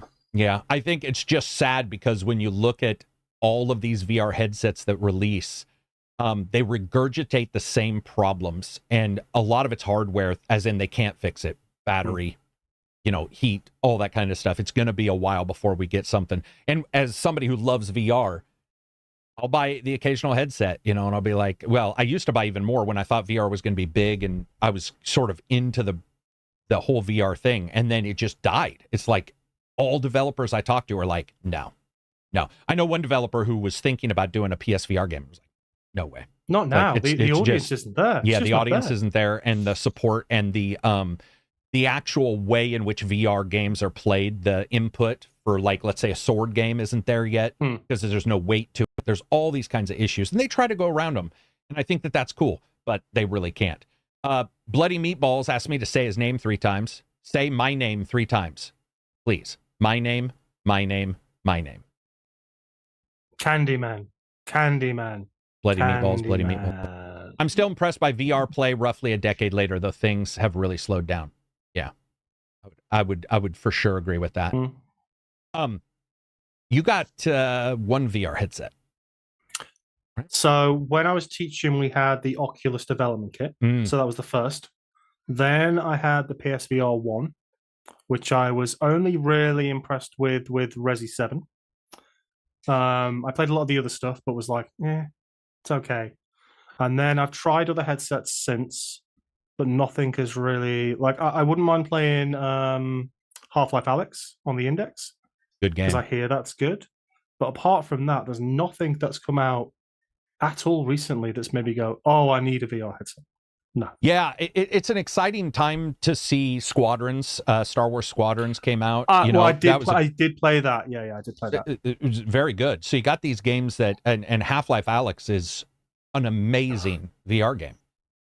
But the amount of money that they are putting in, and they're just getting no returns is, I mean, it's a wasteland. And then you talk to anybody who does VR and they're like, well, we don't want to release on one system, we want to release on 2 or 3. Then that means different hardware. Then that means all kinds of stuff. And after a while, it just falls apart. Do you have to go? It's a whole separate development team. Do you have time, Sleeve? A little bit. Okay. But yeah, it's just one of those things where I think I'm happy to see VR do well, but it's not. And like whenever it will, I'll be happy and I'll be right there with everybody. But right now, especially with Apple's just bad. I mean, like I just, it was so brain dead. The only people who are buying them must be AutoCAD engineers who are sat in offices who are buying, who are using CAD to design fucking architecture. But even then, there is bespoke pieces of hardware in VR created for that industry. So yeah, it's just it's a sad state right now, and I cannot wait till it blows up. And PSVR 2 did a great update to No Man's Sky where they use foveated rendering to up the resolution for No Man's Sky. One game though that's been out for 5 years, 5 years, not 10, but it's been out for a long time, and you just start to get that thing where it feels like we're regurgitating a lot. So. Well, we're going to wrap this up because Sleeve's got to get going. What were you going to say, Sleeve? Go ahead. Well, I was just going to say, as you said, the only way we're going to solve the VR problem is twofold. One, just glasses. Yeah. Secondary, it can't be as prohibitive cost-wise as it is now. You look at that Apple headset and you're like, insane. That's a car.